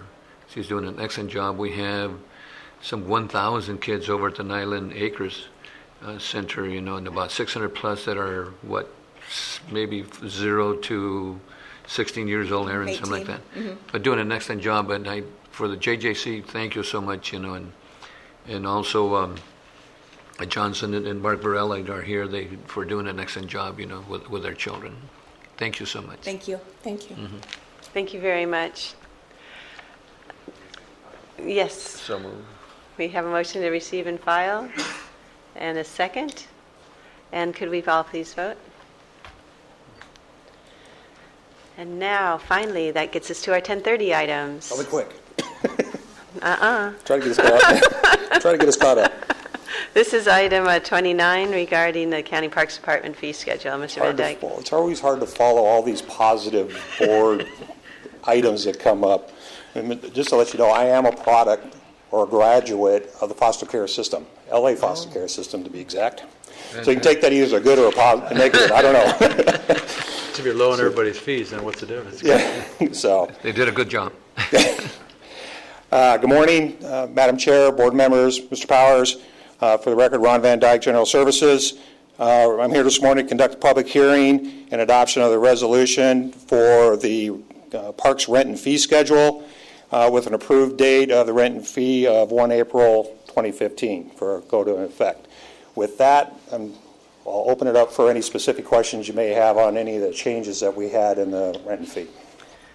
I did have a question, and I did talk with staff about this, and this is an item that we may want to bring back. If you can take one, Supervisor Bennett, and give one to Supervisor Zaragoza. This is an item that is being changed. The blue is what is originally the case, and this is regarding fee exemptions. And previously, you'll see that there was no fee that was charged to nonprofit youth groups. And the change here is now that,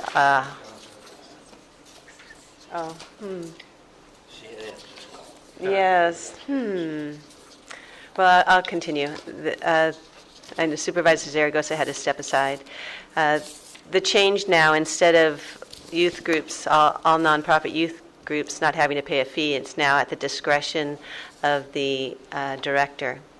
So that's one issue I have with it. Secondly, that we would just allow for nonprofits to have no fee or be considered for a discretionary waiver, just for youth groups. And I'm thinking, what about groups like Wounded Warriors or Coastal Horse Rescue? I mean, why focus just on Campfire Girls and Boy Scouts, for example? So that's the second issue I have with it. And then the third one is that we've gone from a no fee for youth to something that I think could end us in some controversy if it's all determined by the discretion of the director. One nonprofit that, for example, may have difficulty paying for that gate fee may get a break, and another may not. So I guess those are the three issues. One is the idea that we leave it with really no criteria at the discretion. Second, that we're now going from no fee to a discretionary basis for youth groups.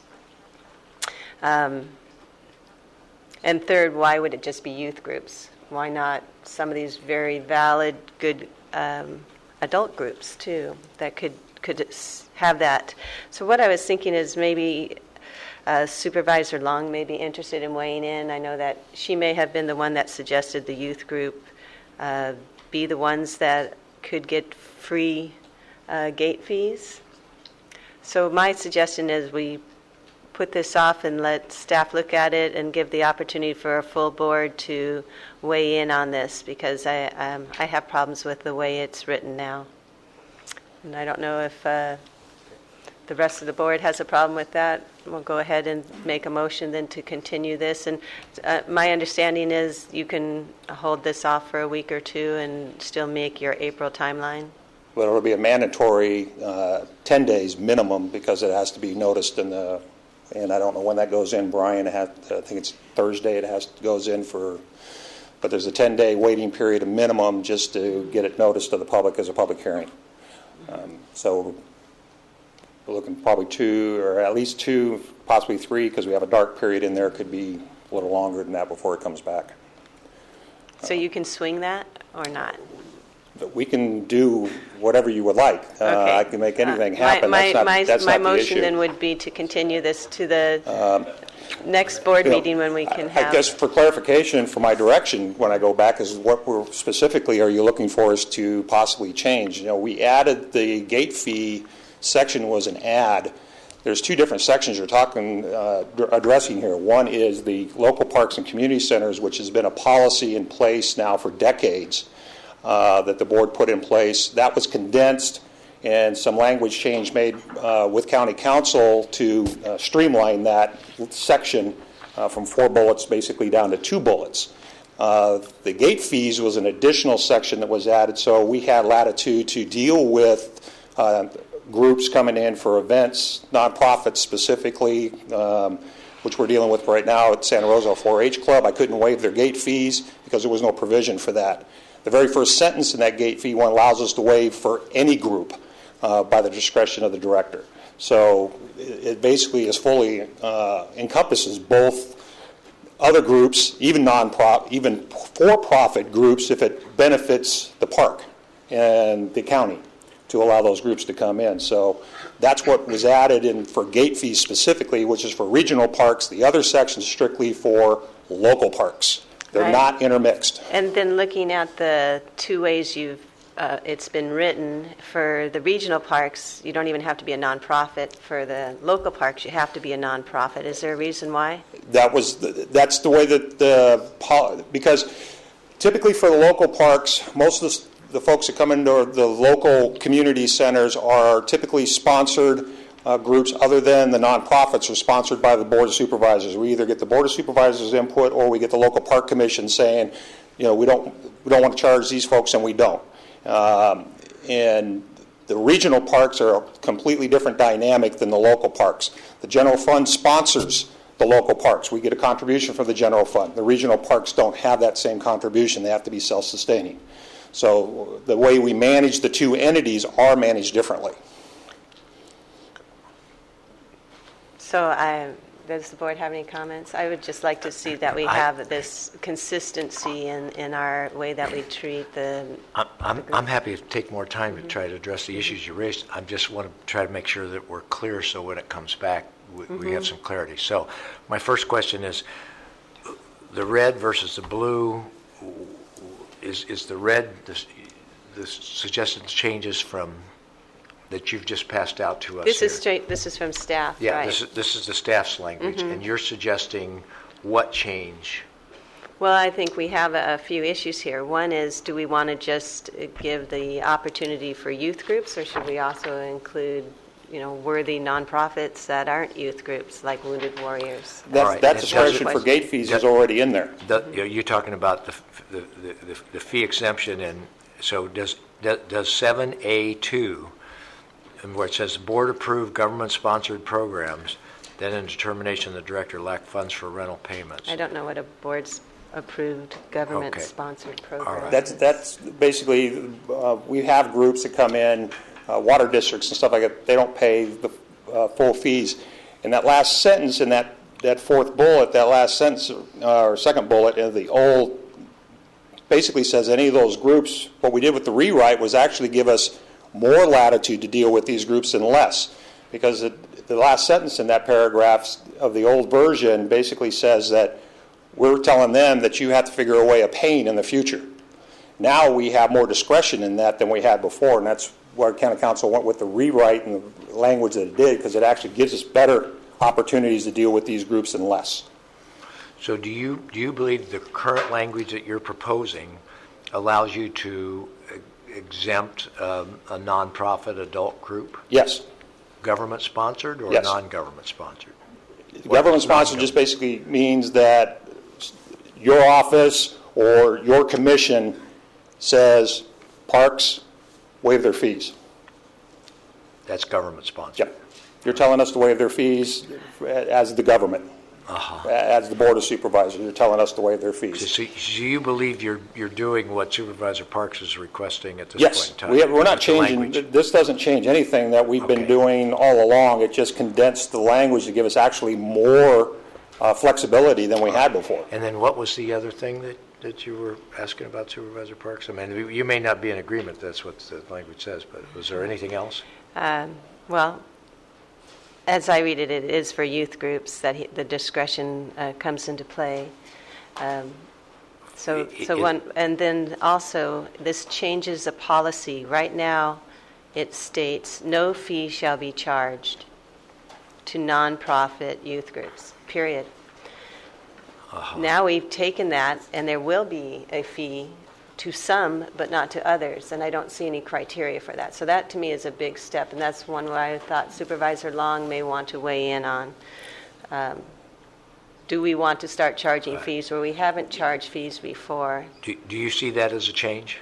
I don't. From the way she describes it, yes, it would be a change.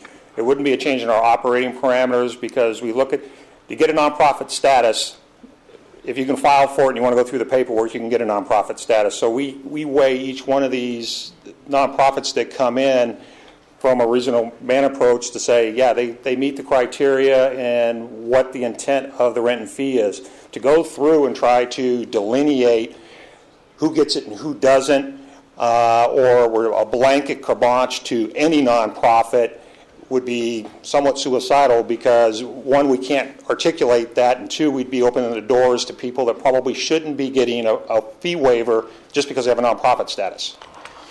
Because of the type of organization they are, they should be paying their fees to use the facility. So the old language gave it to everybody? Yes. And now you're suggesting that there should be discretion in terms of... Right, and this gives the director more discretion to make what he pays to do, make those decisions equitably. Right, because I think you could be in the same, if Anthem or HealthNet comes up and says, we want to do a big thing in our park, well, that's a big corporation, but it's a nonprofit. They would automatically get it, where they probably shouldn't be able to do that. Sure. Can I also ask a question? If we went along and approved what you did, and there was a specific thing that she wanted to change, or she found something that really was heartburn, and we all agreed that we could change, could we do that later? Or yes, I could. We could either bring it back and do a supplemental change to that at a later date or do it in next year's revision. If it was something that, so there's, or, we note it, bring it back with that language correction next year and live with what we have this year. My boss just reminded me that the current language has a waiver only for the first use. The second use and more basically says that we're supposed to tell them you got to find a funding source to pay for this.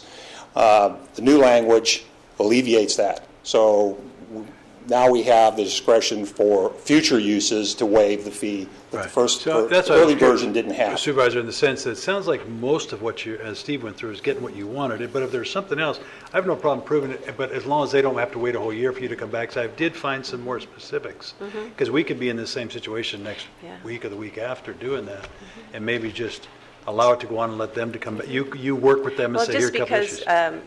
There are inconsistencies, and I don't quite understand why you'd want to change your policies between whether it's a regional or it's a local park.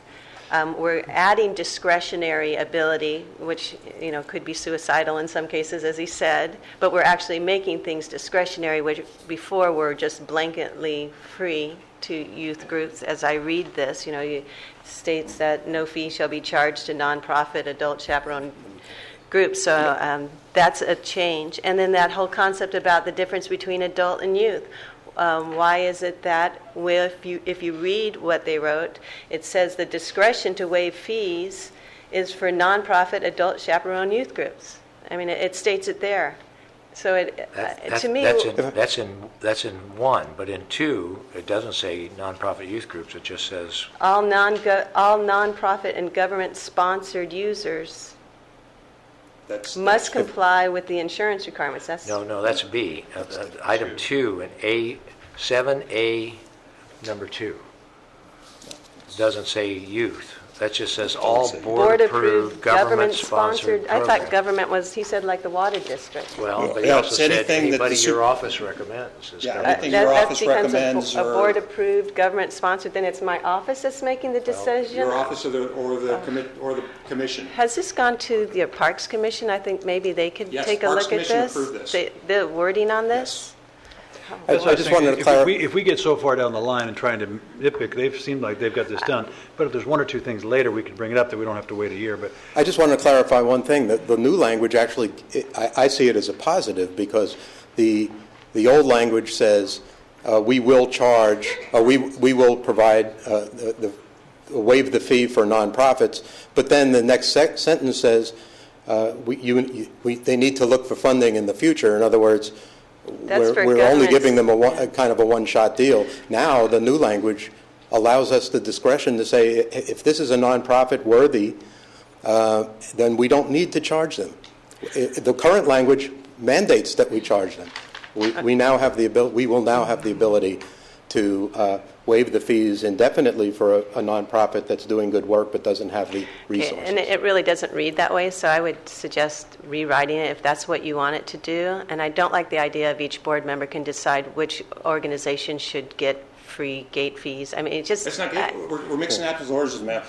Gate fees is a completely separate entity from this language that you're talking about. We've got local parks do not apply to regional parks. They're in their own subset and their own section. So we do have permission to give nonprofits and profitables waivers for gate fees if they're part of an event organization. That's what the new language says. And it says or in there to the youth groups.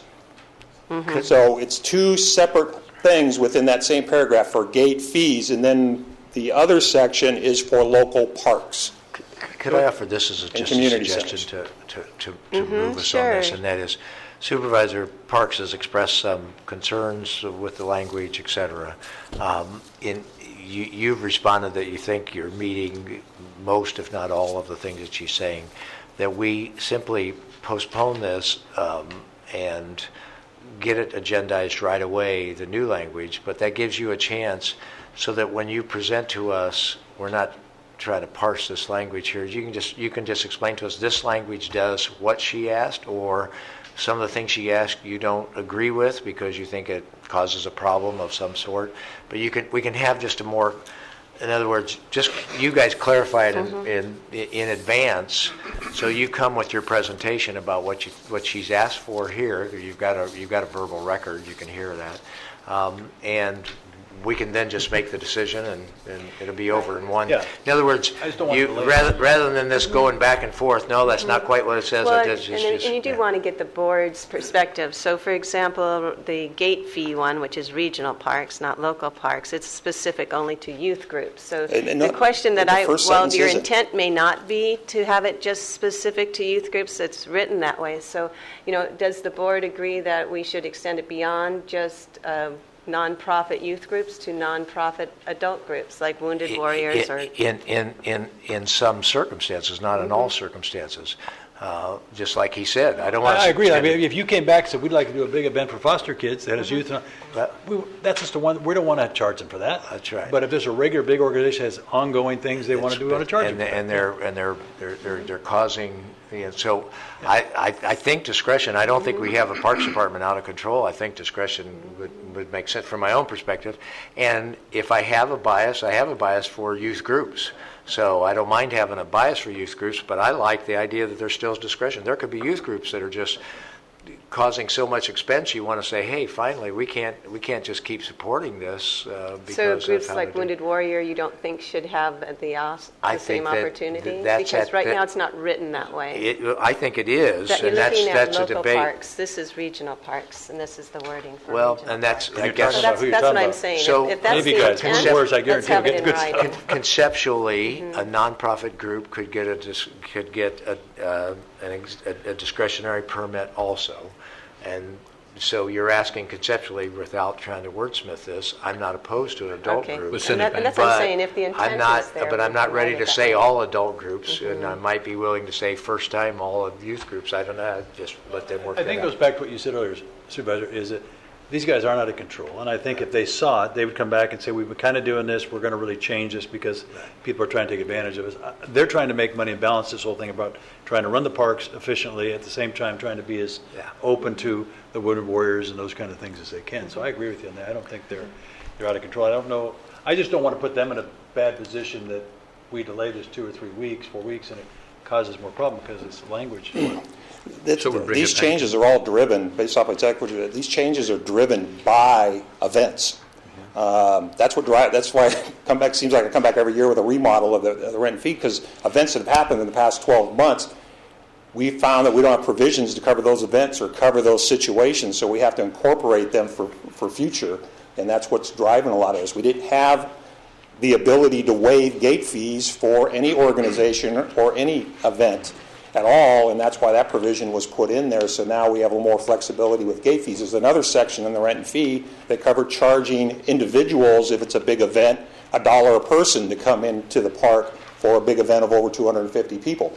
So we have other mechanisms to recover those costs depending on the event itself. But that's why these came up, is specifically for fixing a problem that existed. Yeah, no, I agree. I don't think you're just sitting there trying to come up with things. You're just having to deal with issues that have come up before you. It definitely does increase discretionary ability, and now I hear also for the board members too. And we can, if you're up for having adults groups also included, like Wounded Warriors, I think that's good. And we absolutely, as far as I'm concerned, that's what the provision says. A no fee policy to one that's discretionary, so that is a change. Certainly, at least we've addressed a couple of those. Mr. Powers? Yeah, I would just say, and it's hard to try to capture all these possibilities in language, and you've tried to do that, and we appreciate that, and that's what you're trying to do, is capture the board's intent. So one thought is maybe it sounds like you could come back. We'll notice it right away, and it will still be within your timeline. Okay, and then maybe go through each section, because you've got regional, local parks, you've got gate fees, park fees, and maybe sort of highlight those different sections so we can see, we'll all be on the same page in terms of what you're talking about and the different exemptions, if that works. Almost every section that is unique has some type of a director's discretion statement in it, right, to deal with whatever specifically may come up for that particular item. So you can touch on that next time. That'd be great. And I support that. I think it's a good bring it back. And I appreciate you were saying you didn't want to slow things down too much, but at the same time, we don't want to vote and have a little bit of I agree. vagueness in the air. So let's get it clarified. It would be nice to have Supervisor Longway in too. So we'll continue to the next meeting that you can have it at. Is that what you meant, but it wasn't going to be quick? Yeah, I tried. Okay, and then we have one more vote that needs to be made. And we'll have that the next time they can bring it back after notice. Item 31 is next on, that is on the Ojai Valley Fire Station, number 20. And I know we have some comments that the public wants to make. If you haven't filled out a card, please do so. Thank you. Good morning, Chairman Parks, members of the board, Mr. Powers. I'm Herb Schwinn, the Director of the Engineering Services Department of the Public Works Agency. And I'm here today with representatives of the Fire Protection District. Chief Lorenzen is here, and the Resource Management Agency's Planning Division is here. Becky Linder and Brian Baca. We're here to provide you background on the project for the proposed replacement of Fire Station number 20 in Ojai, and to conduct a public hearing for you to consider approval of the project, including granting of a conditional use permit, approval of a zoning variance, and adoption of a mitigated negative declaration under CEQA. This has been a collaboration up to this point of Public Works, the Fire Protection District, and RMA's Planning Division. I'll provide you an overview of the project, and Becky Linder of the Planning Division will provide you a briefing on the planning and the CEQA approvals required. Fire Chief Lorenzen is also present to address any questions related to the overall requirement and any other Fire Protection District issues. Just as an overview in general, the project includes the design and construction of an approximately 7,500 square foot fire station facility, which includes an apparatus bay, dormitory spaces, equipment storage areas, other associated support spaces. That includes, within that square footage, a standalone garage, a communications antenna, a hose drying rack, and other site and access improvements. The location of this proposed facility is at 12,000 Santa Paula Ojai Road, better known as Route 150 in Ojai, and it's approximately a half a mile west of the current inadequate station, which it replaces. Design has only been performed to the extent necessary to define the parameters of the facility required to allow for the review of the project for CEQA and permitting purposes. So we've implemented a design pause at this point. More detailed design will progress upon approval of the CUP, the zoning variance, and the CEQA analysis. We feel our design consultant has proposed a very attractive facility that meets the fire district's needs while reflecting the character of the setting. The facility will also include a public use bathroom, which is accessible from Route 150, and that can be used by walkers and bicyclists. Becky Linder of the Planning Division is going to go over all the permit and CEQA requirements with you, so at this point I'll turn it over to her to provide you more details on the CUP, the zoning variance, and CEQA aspects. And as I mentioned, I'm available for questions, planning's available, and Chief Lorenzen. Thank you. Becky? Good morning, Chair Parks, members of the board, and County Executive Officer Michael Powers. I'm Becky Linder, and I'm here to present the staff report for conditional use permit number PL 13-148 and variance for the Upper Ojai Fire Station. As Herb Schwinn has pointed out, the proposed project is located at 12,000 Ojai Santa Paula Road, approximately 200 feet west of the Chumash Road along the Ojai Santa Paula Road. As you can see here on this location map, where the star is located in the county unincorporated area. Here we have an aerial photo which shows the general plan and zoning. The general plan land use designation for the project parcel is open space, and the project is highlighted in the black and white striped parcel right there in the middle, right below Highway 150. The project parcel is located within the Ojai area plan, and it has an area plan land use designation and a zoning designation of open space, 20-acre minimum lot size. The requested CUP would authorize the construction of an 8,504 fire station facility, which includes a 7,415 square foot fire station building, a 1,079 square foot garage, an 80-foot lattice radio antenna, and removal of one oak tree, and installation of 12 parking spaces. The requested conditional use permit would be authorized for the operation of the fire station for a period of 20 years. However, the county can continue the operation of the fire station conditional use permit after the expiration date if a permit modification application is filed and the permit modification is granted by the county decision makers. The proposed variance would authorize a 1.5% increase in the allowable lot building coverage, or 1,564 square feet.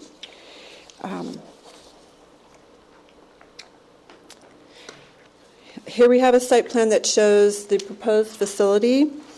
The proposed fire station building is highlighted, in blue here, and the utility garage is in green, and the fuel storage enclosure is in the yellow highlighted area, and the trash enclosure is in purple. The site plan also shows the entrance and exit driveways here off of Highway 150 that runs through the fire station, and it shows an existing drainage channel that runs through the eastern side of the property. And in addition, we have the one oak tree that is in green here that will be removed. It's necessary for removal to accommodate the road improvements for the proposed project.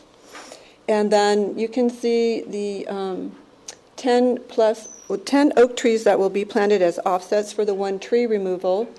And there will also be other trees planted within this little woodland that they're proposing, which include walnut and eucalyptus.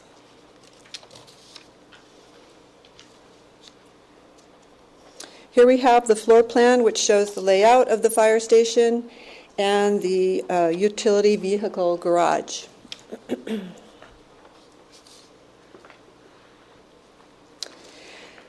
Here we have the north-south elevations, which show the fire station, garage, and also the radio antenna, the 80-foot radio antenna, lattice antenna.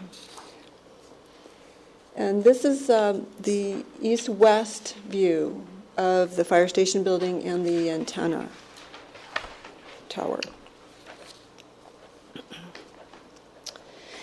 Here we have the proposed landscape plan. The proposed landscaping will help soften and blend the look of the fire station with the surrounding environment. Native and low water use plants are included in the proposed landscaping as well.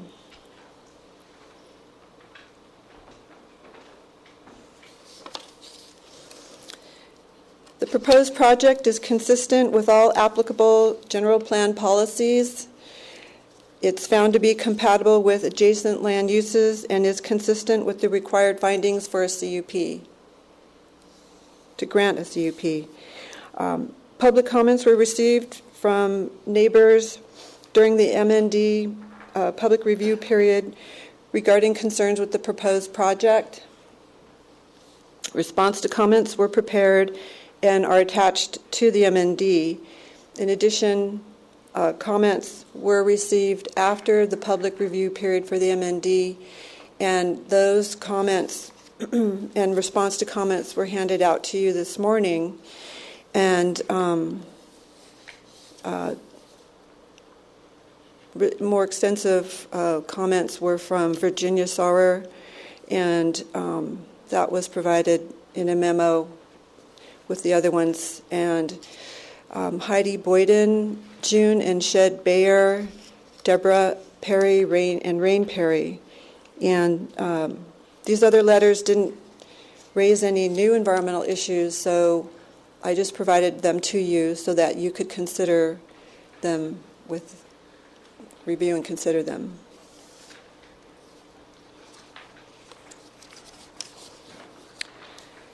Staff recommends that your board take the recommended actions listed on page 1 and 2 of the board letter, adopt the MND, grant the CUP subject to the conditions of approval, and approve the variance. That concludes my presentation. As Herb said, Chief Lorenzen is here, Fire Chief Lorenzen is here to answer any questions you may have about the fire station project and that your board may have today. Are there any questions of staff? Are there any questions from staff? Could you, I was wondering if you could talk a little about the tower. Is it 80 foot? Yes. The proposed tower is 80 feet, and it is required for direct communication to Cesar Mountain and for internet access for the fire station. But if you would like Chief Lorenzen, if you want to ask him like more specific questions about the tower. And how does that go along with, for example, our wireless ordinances on towers? And I'm going to defer to my manager. It's all consistent with our ordinances? Hello, Chair Parks and members of the board. In our ordinances, there are provisions for public safety facilities that can exceed the limits that would normally be placed on a commercial facility. So this is not out of bounds, and the fire department has expressed particular reasons why the 80-foot tower.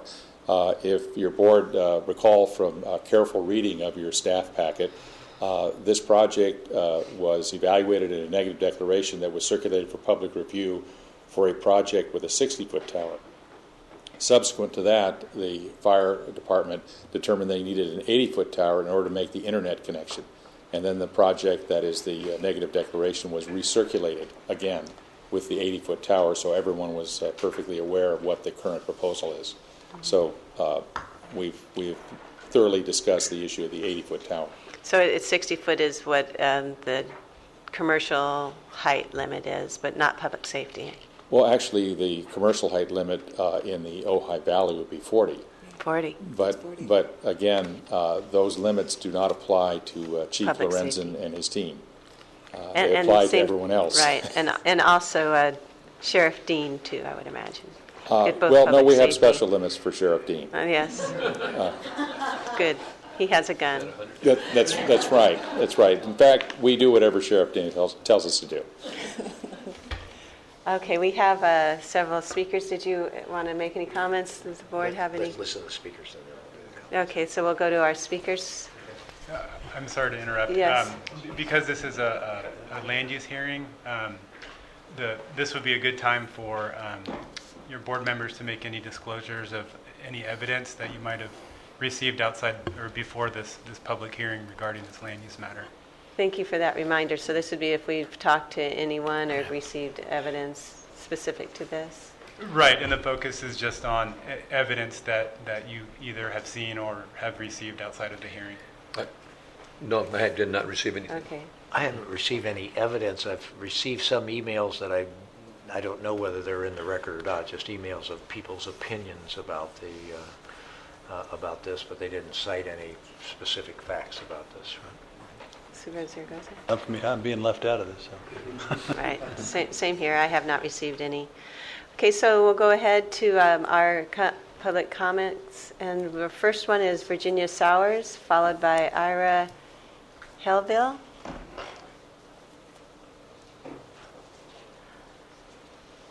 Good morning, everybody.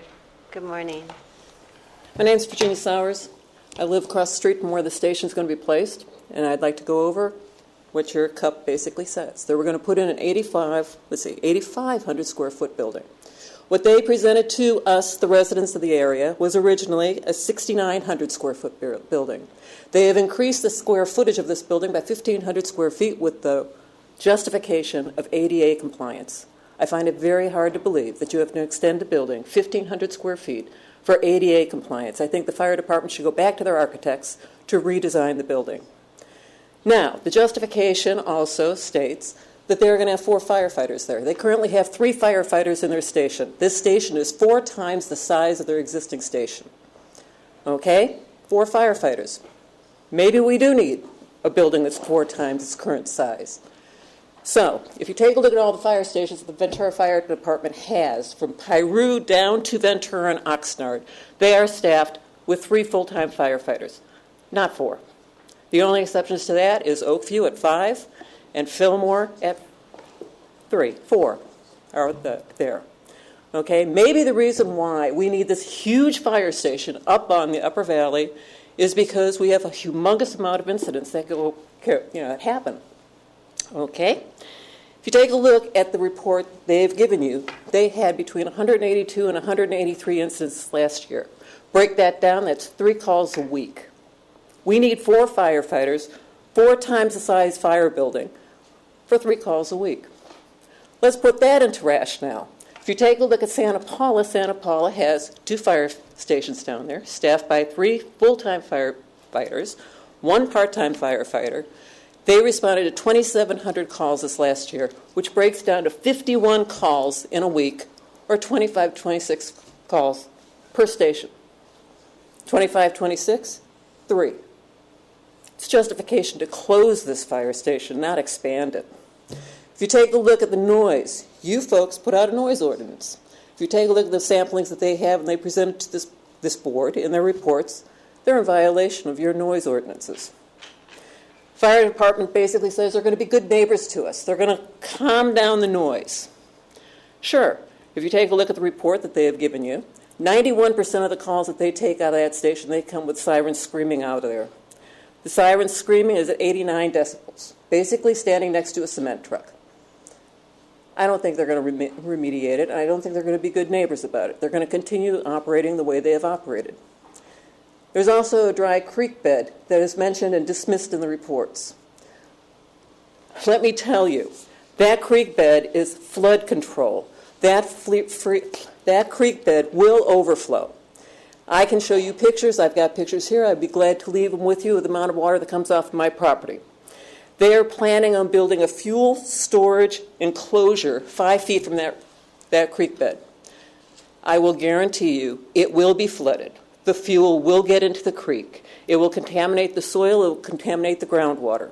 How do I know groundwater's there? My well taps into that groundwater.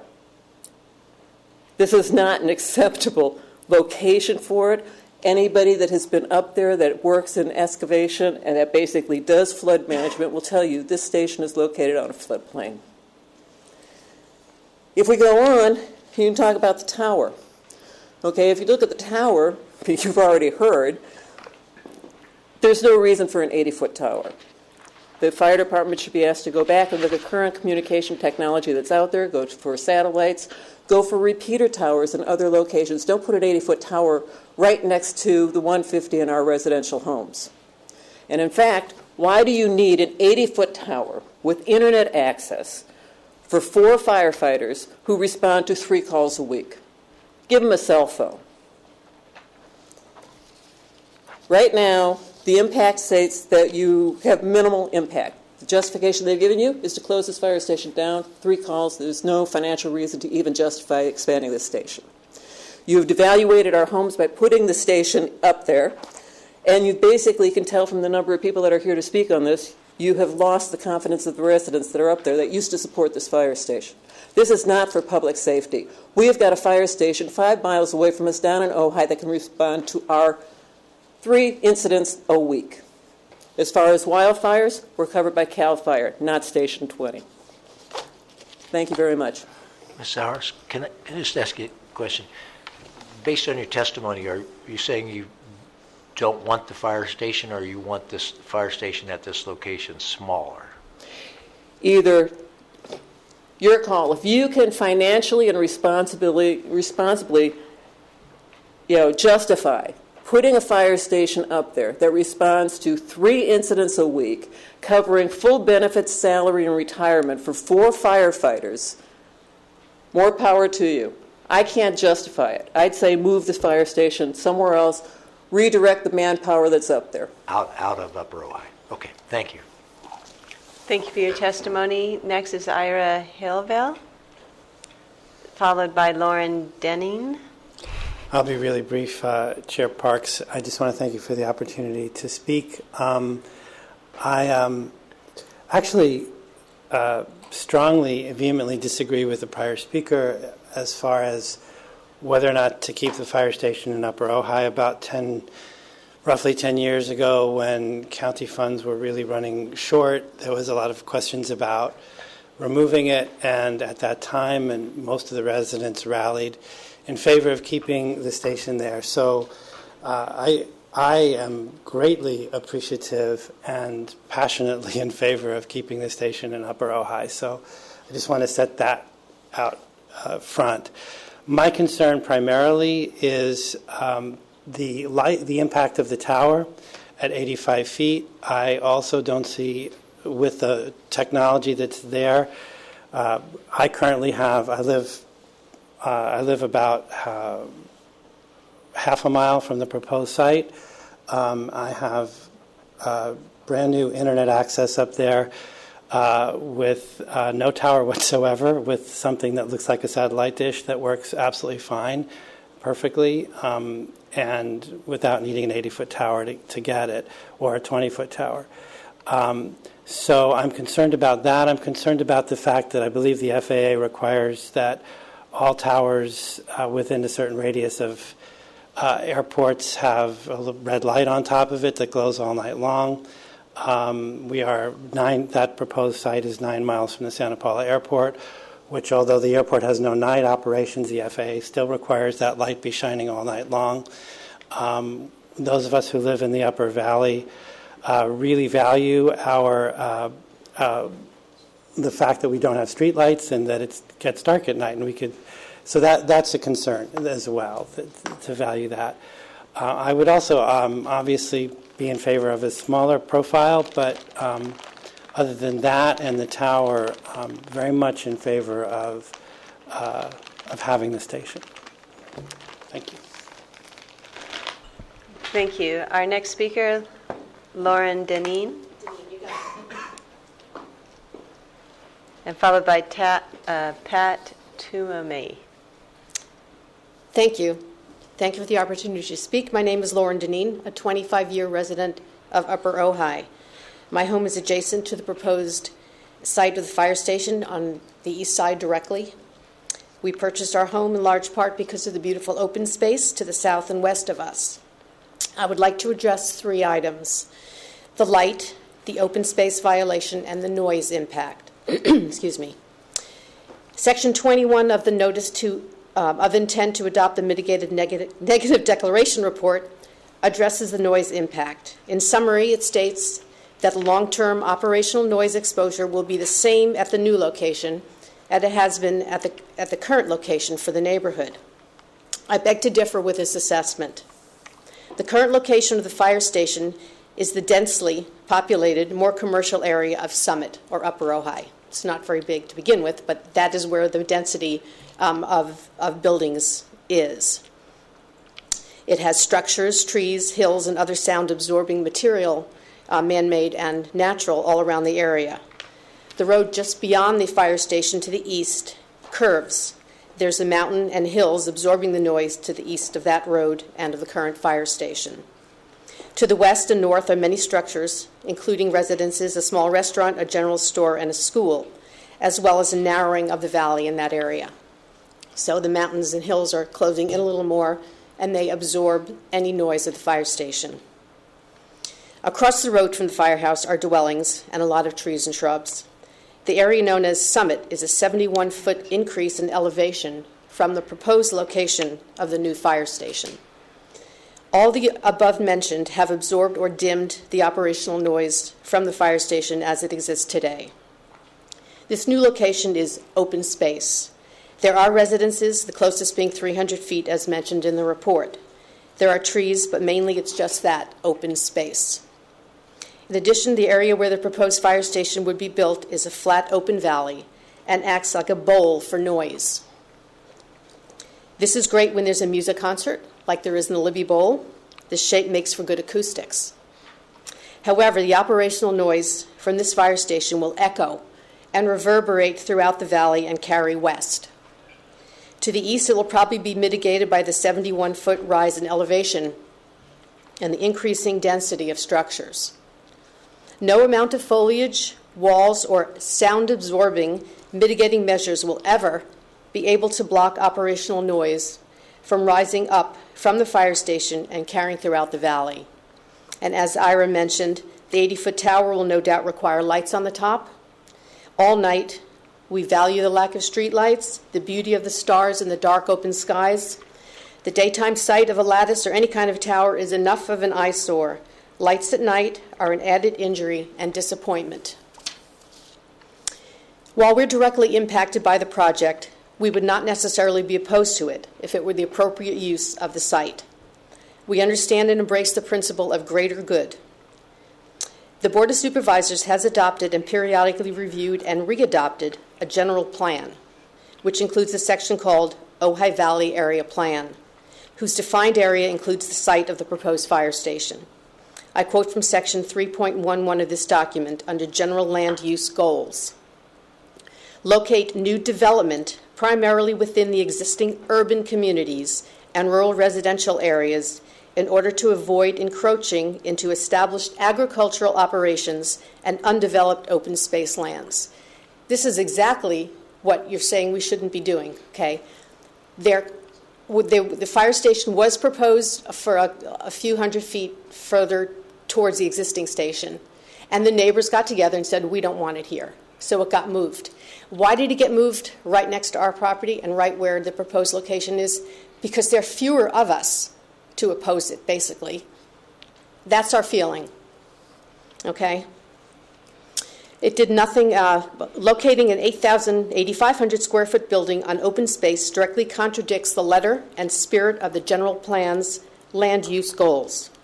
The decision to site the project in the proposed location was taken not because it was the best location, but because it's open space and has fewer residents affected by the considerable impacts. Proposals made to the community for other sites were met with criticism, as I just said, by the surrounding residents. So moving it did nothing to mitigate the impacts that residents were concerned about. It just moved them to a place where there are fewer people to object. This site has no existing development intentionally by the county's own plan. It's an area that's 40-acre minimum zoning. It basically doesn't belong there. I'd also like to add that the architectural renderings of the project that were displayed to us at an earlier meeting illustrated the 6,000 square foot building. And I resent that there was no tower on those original drawings. Were you trying to make us, take us for idiots or just unknowledgeable that they don't put a tower? The tower, finally we got to see the tower on these drawings. But early on, there was no tower at all. We had to say, where's the tower? Oh, it's there, we just didn't put it on the drawings. That just makes us feel like we're treated like we're stupid, you know? So basically, we don't know what other justification in times of government austerity and financial pressures on most families can there be for such an extravagant expansion of a 4-person rural fire station in an area where zoning restricts or is supposed to restrict development. Thank you for your time, and I hope you'll reconsider placing this fire station where it is supposed to be located. Steve, you got a question? Yes. Yeah, I have a few questions for you. Thank you. Just so I want to make sure I clearly understand your concerns. When it comes to noise, is your noise concern mostly about the siren of the engine going, or is there other noise? It's not even the sirens, because those are pretty quick. And my concern is the ongoing operational noise, the washing of the trucks at night, the voices that carry, just the guys shouting to each other, garage bay doors opening and closing, just normal operational noises. It's not the siren noise. No, right. those. We don't really actually hear very many of those. Great. And I know, I mean, the Upper Ojai Valley is just a special and unique area, Yes. and I appreciate your testimony. Are you supportive of it going back to the site that was earlier rejected when they had the community hearing up there and everybody spoke against that? You know, I actually didn't know about that. I'm not sure where that site was. Okay. But just a couple of 100 feet to the east, closer to where the existing Right. fire station is more densely populated. Right. And there hopefully could be a site somewhere there, so it's within the same. So when they had that area. community meeting and they proposed to switch from that site to this current site, and it got to the point where there was only one resident objecting at that point in time, were you aware of that it had been moved to this new site? I didn't know if that was the order that it went in. I thought the residents rejected it, but then they had to search because we received a letter saying, would you like to sell some of your land for the fire department? And then they had a hearing And then about we the were at new- the original hearings, Yeah, then they yes. had the hearing about the new site, this site Yes. that they found. Yes. And then that came to and there was only one person objecting at that point in time, at least that's how I've been informed of this. And then that came to the board, and the board actually approved the purchase of this site. So they had to purchase the site before they did all of this other work. So were you aware of that at the time? We were. I'm just trying to find out. I'm just trying to find out how the public process worked for you Right. in terms of being informed. I think as soon as we heard about that, we went to the first meeting that we were made aware of. Okay. And at that point, I don't think the site had been purchased. Okay. So we were opposed and you to it. You objected to that Yes. site at that point in time. Most other people at the meeting were in favor of that site. I wasn't at that initial. No, there were plenty of us that were against that. Right. Okay. That site because it is open space. Okay. All right. Just Thank you very much. All right. Thank you. Can I ask you just a real quick question? I did notice your comments and maybe a few other comments in regards. The fire department is just not putting up fire stations, but do you not see a need for a fire station in your area? Yes, I am all for a fire station in our area. The current station's been there since 1950 something, 2 or 3. Right. And it's Right. Okay. So I mean, we understand, and the other speaker said there was only 3 a week or something like that. One of their responsibilities to ensure that we're close, we can perform and do, because you all pay taxes and you're all there to get service. So I'm just trying to understand the idea of, so you're just saying most of this is you're just near me. Is that really what you're talking about, or what? I don't think you're trying to be the NIMBY thing. I think you're trying to understand something a little different. Near me it's the valley changes. Where I am, where the proposed fire station is open and flat and very wide. As you get up towards Summit, which is why it's called Summit, the valley narrows. That's where the school, there's a store up there, a little restaurant, and the current firehouse. There the valley is narrower, and that's where the existing station is. So everything's closer in, it's more densely populated, noise is absorbed. If it is moved to this open space where the hills and the mountains are far wide because it's a big flat valley, that noise is going to be much more evident than it is. I don't hear anything now from the existing fire station, nothing. And that's partly because there's a 71-foot elevation change, and there's things, like I mentioned, around it that are absorbing the noise. Where it's being proposed is this gigantic open space. Right. It's just not the right use for it, and I just don't believe it should be there. But I am in favor of a fire department, yes.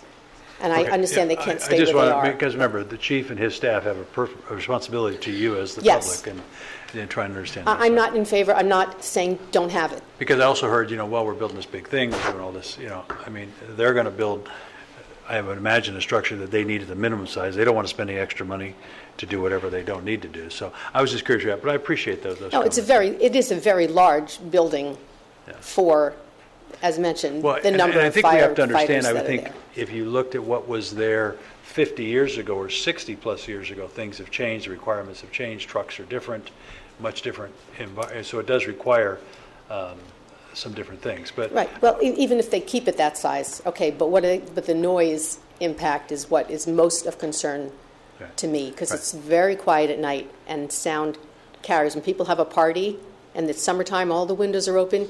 You can hear voice. You can hear everything in that part of the valley because it's so open. The other section where it's more of the commercial area, you don't get that sound. So are there any other questions? Great. Thank you. I appreciate it. Thank you for your comments. Okay. Appreciate it. Thank you. Our next speaker is Pat Tumamay, followed by Dion DeWitt. Madam Chair, council members, I'm here on behalf of the native Chumash community of the Ojai Valley area, and I'm here to discuss the issue of the archaeological resources in the area. I'm very familiar with the area, and I know that there's site within that project within a quarter of a mile or so, and I would like to see that the council address the issue that the adverse impact that this project may have on the archaeological resources in the area. And sometime this year, I believe it's in July, AB 52 consultation with Native American people of the community is going to be addressed. It's a state law. Section 106, which is a federal law, also states, that consultation is required. I'm here just to explain to you that our needs need to be addressed on issues of proper archaeological resources that are in the area and proper procedures. I believe this particular project, no matter where it is, if it's in that same vicinity, should require an extensive phase one. I know that at one point in time, Compass Rose did what they call a survey, a report on the area, in the area, and it did address the issue of archaeological resources in the area. And it very well could have adverse impacts to the resources. And I would like to see the council address the issue and require that they do some proper mitigation for the development before any shovel is placed in the ground. Thank you, and we will ask our staff to follow up once the public comment's done, so we'll get some response on your concern. Thank you very much. Thank you for coming. Okay. Our next speaker then is Dion DeWitt, followed by Fiona Whitmore. My name is Dion DeWitt. I am a resident of Upper Ojai. Thank you for the opportunity to make some comments. And I'd actually like to read a statement that was written by Naomi Morris, who lives on Chumash Road, very close to the actual proposed site. Members of the Board of Supervisors, we residents of the Upper Ojai Valley very much appreciate the fire station in our midst. We well remember their tireless work protecting us and our homes in 2 major brush fires in the past decade and a half. Personally, I'm thankful that emergency personnel arrived in 5 minutes when my mother had a heart attack at my house 3 years ago. The Upper Ojai firefighters are our valued neighbors. They, like us, enjoy the natural beauty as the valley opens up in front of us when we round the curve atop Denison Grade from Ojai, or when we pass Cesar Road coming from Santa Paula. We see Cooper's hawks, red-tailed hawks, white-tailed kites, and other wildlife. I even once saw a condor sitting in the middle of Highway 150 thanks to the Sespe Condor Sanctuary not far from our valley. We understand the fire stations need to relocate. Some of us would have preferred that a site be procured opposite the school or the general store to be less visible in this rural haven. But at a public meeting, the fire department promised us that it would work with local residents to build a structure that fit in with the local low-density residences and would not alter the rural wilderness character of the Upper Valley. A fire station in Malibu camouflaged into the hillside was heralded as an example. So I did not oppose the new site opposite the KB Hall apricot range. I envisioned a modest low-rise structure with farmhouse-style board and batten or mission stucco look with landscaping that would make it unobtrusive. We were told measures would be taken to limit noise and light pollution. I do not recall county officials mentioning a metal communications tower of any height. I was shocked to learn of an 80-foot communication tower and to receive that notice 2 days before Christmas. I asked the board to delay the project until an alternate technological solution is found to serve the station's communications needs. The proposed tower would irrevocably alter the rural character of the valley that makes it one of the most pristine pockets left in Ventura County. My questions are, 1, can you build a tower where Station 20 currently stands and bury cables running to the new station, or put satellite dishes on the ground or the roof. Surely there must exist a low-rise, less visible technology. 2, how can you assure us that this tower won't affect the bird life and wildlife in our valley? 3, won't this planned project affect the economy of the entire Ojai Valley by compromising the scenic quality of this roadway, where visitors pull over to take photographs and stop to buy fruit? 4, can a metal lattice tower be positioned right across from a designated historical landmark, the 1890 Hall Apricot Ranch? 5, can you plan a new microwave tower at a time when the county is reviewing its wireless policies after other areas have raised health concerns about commercial cellular telephone towers? 6, does 8,600 square feet, the size of 4 local residences, blend in? I invite the board to a barbecue at my house so supervisors can fully appreciate the value to all of Ventura County of preserving the character of Upper Ojai. For me, this is about protecting nature, culture, and way of life, while moving forward with a new station that we are grateful will protect us, our homes, and our surrounding wilderness. As I drove along Ojai-Santa Paula Road yesterday past a swath of yellow mustard blooming on either side, it saddened me to visualize a huge hunk of latticed metal scarring the vista of the Santa Paula Peak. That evening, I tried to imagine a red and white flashing lights in the vivid starry sky near my home, a modern tower looming beside a low-hanging yellow moon, which takes my breath away each month. The fire department promised to work with us. Please honor the natural beauty and wildlife that Ojai Valley residents work so hard to protect. I ask that you please explore alternative ways to meet the station's communication needs before passing this variance that will alter the landscape of Upper Ojai. Thank you. Thank you for your comments. Appreciate it. Our next speaker then is Fiona Whitmore, followed by Tom Hall.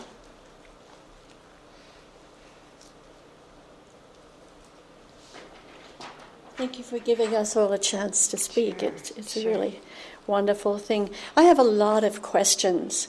The first question is why we need an 8,500 square foot facility. If you look at the other fire stations, we notice that I don't think any of them are as big as that. If you look down the road at the Ojai one, which serves a huge amount more houses than this facility does, it's not nearly, I believe it's 3,000 square feet. It has more personnel and more equipment. Why do we need for a much smaller, less calls and less houses? Why do we need an 8,500 square foot facility unless it's going to be used for something else? And if it's going to be used for something else, what might it be used for? We would like to know that as well. The other thing is, as other people have said, it's an exquisite place to live in Upper Ojai. We love it. Most of us bought there because it's so beautiful. It's one of the few places that you can get into LA to Hollywood and come back and you're living in the country, and we love that. And that particular field is so beautiful. I mean, you drive along there and you think you're back in nature, and it's just such an exquisite thing. So why would we then plop the biggest commercial building that is in Upper, and the only one that you can see in Upper Ojai, right in that field there with this massive tower? It's going to totally spoil the serenity and beauty and nature feeling of Upper Ojai, and that's what all the residents up there want. We want to be able to get home from the city or get home from wherever we are, and we want to be able to just be there and enjoy it. This is just going to be this monstrosity. Why can't we make it smaller? It doesn't need to be 8,500 square foot. I'm sure it doesn't.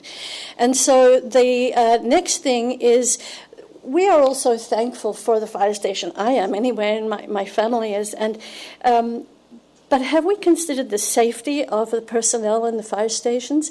The International Association of Firefighters has outlawed these tall towers simply because in France and Finland, in New Zealand, Australia, and many other countries, they've found that these cell towers damage the firefighters that are working near them, or anybody which is in 1,300 feet of these big towers.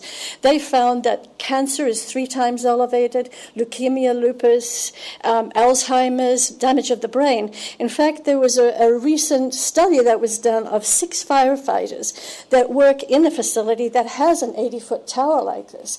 And they found that all 6 firefighters had damaged brain cells.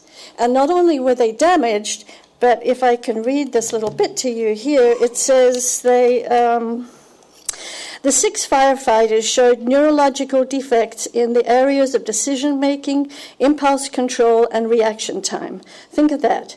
These men are our first responders. By placing cell towers on fire stations, the cities are earning rental income, which is potentially happening all through California now. Yet we are literally placing our citizens at risk. If our first responders are not functioning on their optimal level, and from a humanitarian perspective, we have an even greater responsibility to protect the men and women who would sacrifice their lives for us. So we have to ask, we're doing this, and maybe not in the U.S., but in a lot of places, these towers are outlawed for people to be working under and within 1,300 feet. So, and also then, as the microwave, I was told that it's a microwave tower and it's going to bounce off Caesar Mountain. So if that is true, what is the trajectory of this? Because microwaves don't just go around us. Microwaves go through the center and change the cellular structure of our bodies. And the cells are like rubber bands. If they keep being stretched, after a while they don't bounce back together, and it creates an illness.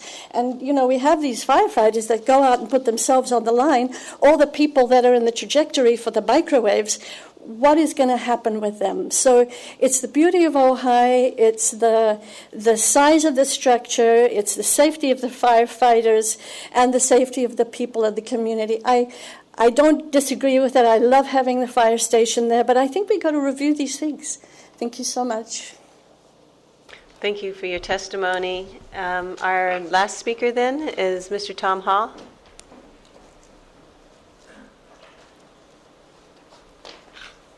Hello, everybody. Thank you for listening to me as I ramble on here. I was unaware that I guess I would be mentioned here. I am the aforementioned KB Hall Ranch guy. We are at 11999 Ojai Santa Paula Road, which is literally across the road. So when I go to vote, I'll be able to just walk across the road. I guess my main concern is the size of the place. It is really big for firefighters. I understand the guys right now are kind of like sardines squeezed into the old place. And actually, speaking of the old place, I've been there long enough. I remember when I was a kid, you'd hear the siren on top of the building if there was a fire, and then everybody in Upper Ojai would hear the siren, and all the volunteer firemen would go and hop on the fire truck and go where it needs to go. Actually, a little background I didn't give you. Yeah, the KB Hall Ranch is landmark number 126, Ventura County.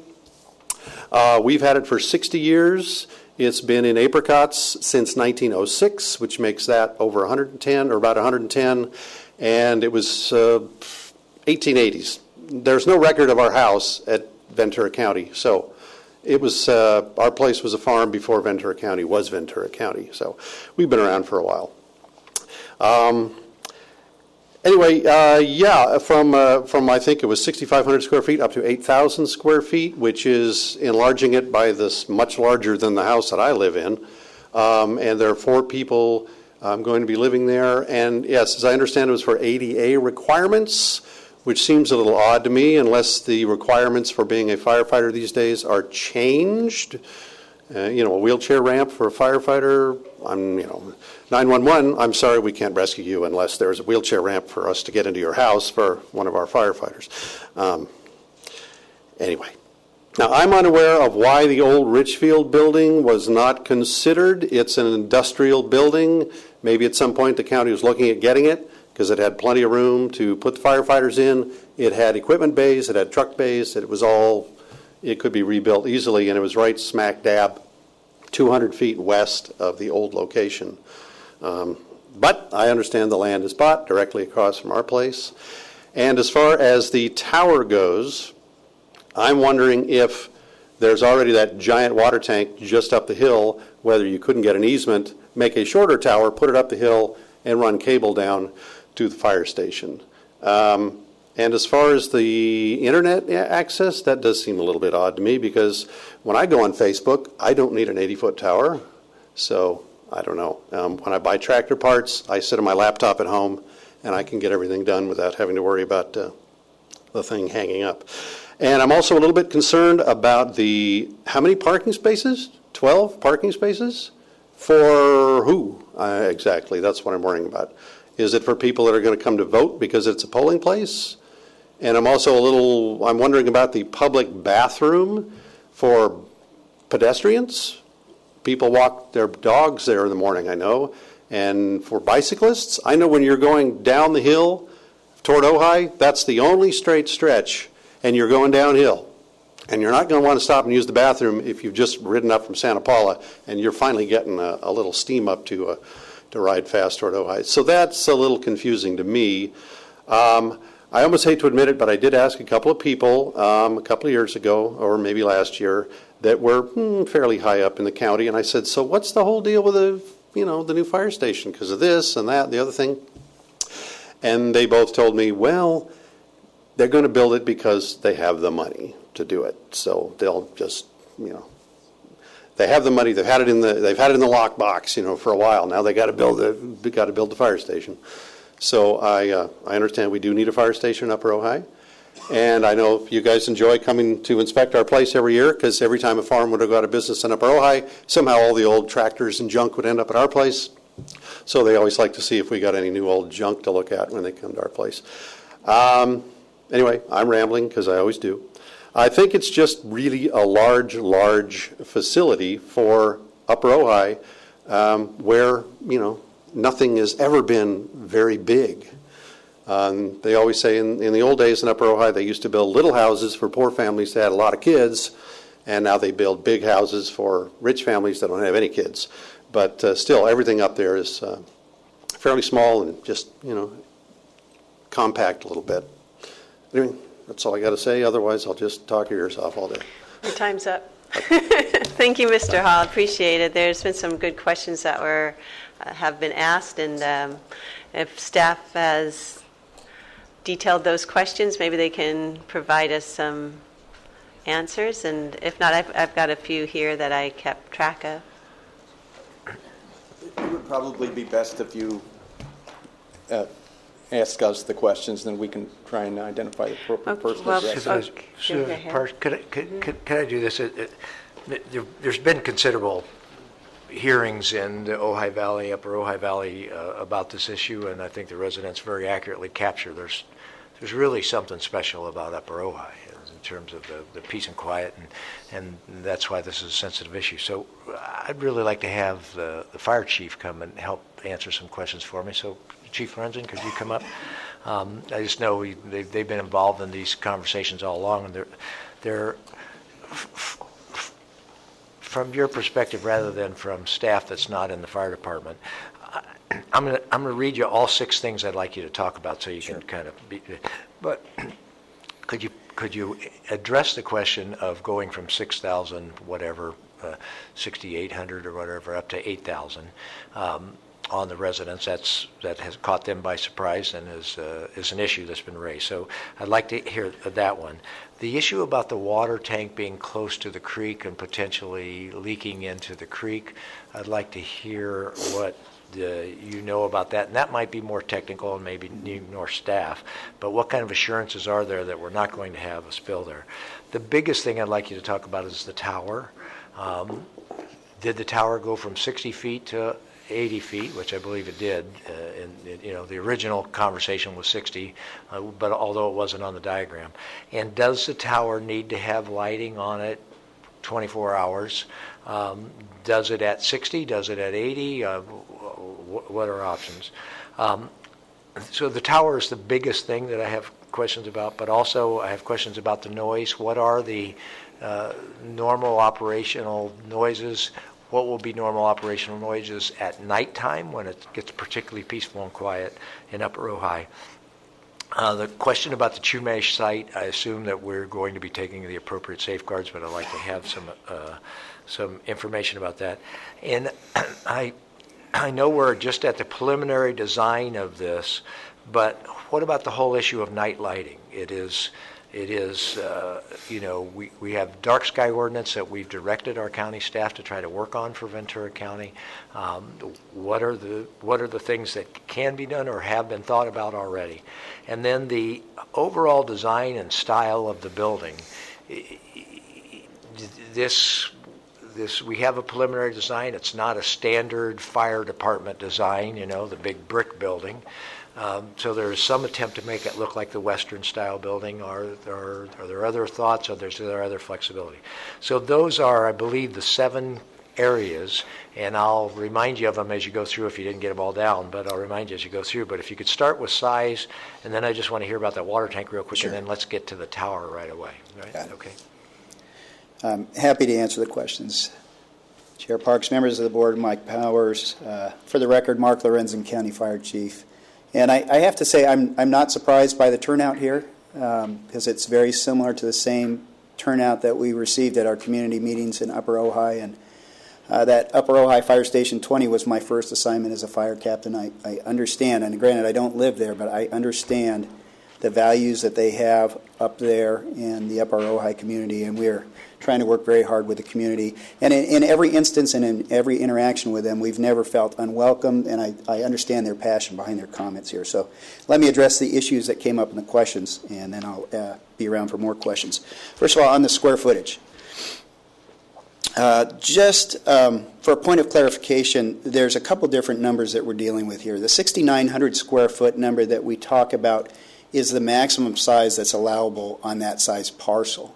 From the very beginnings, I think our fire station had been designed in the original CEQA documents. It was proposed for 8,350 square feet. And there was an extra 150 square feet added to come into ADA compliance.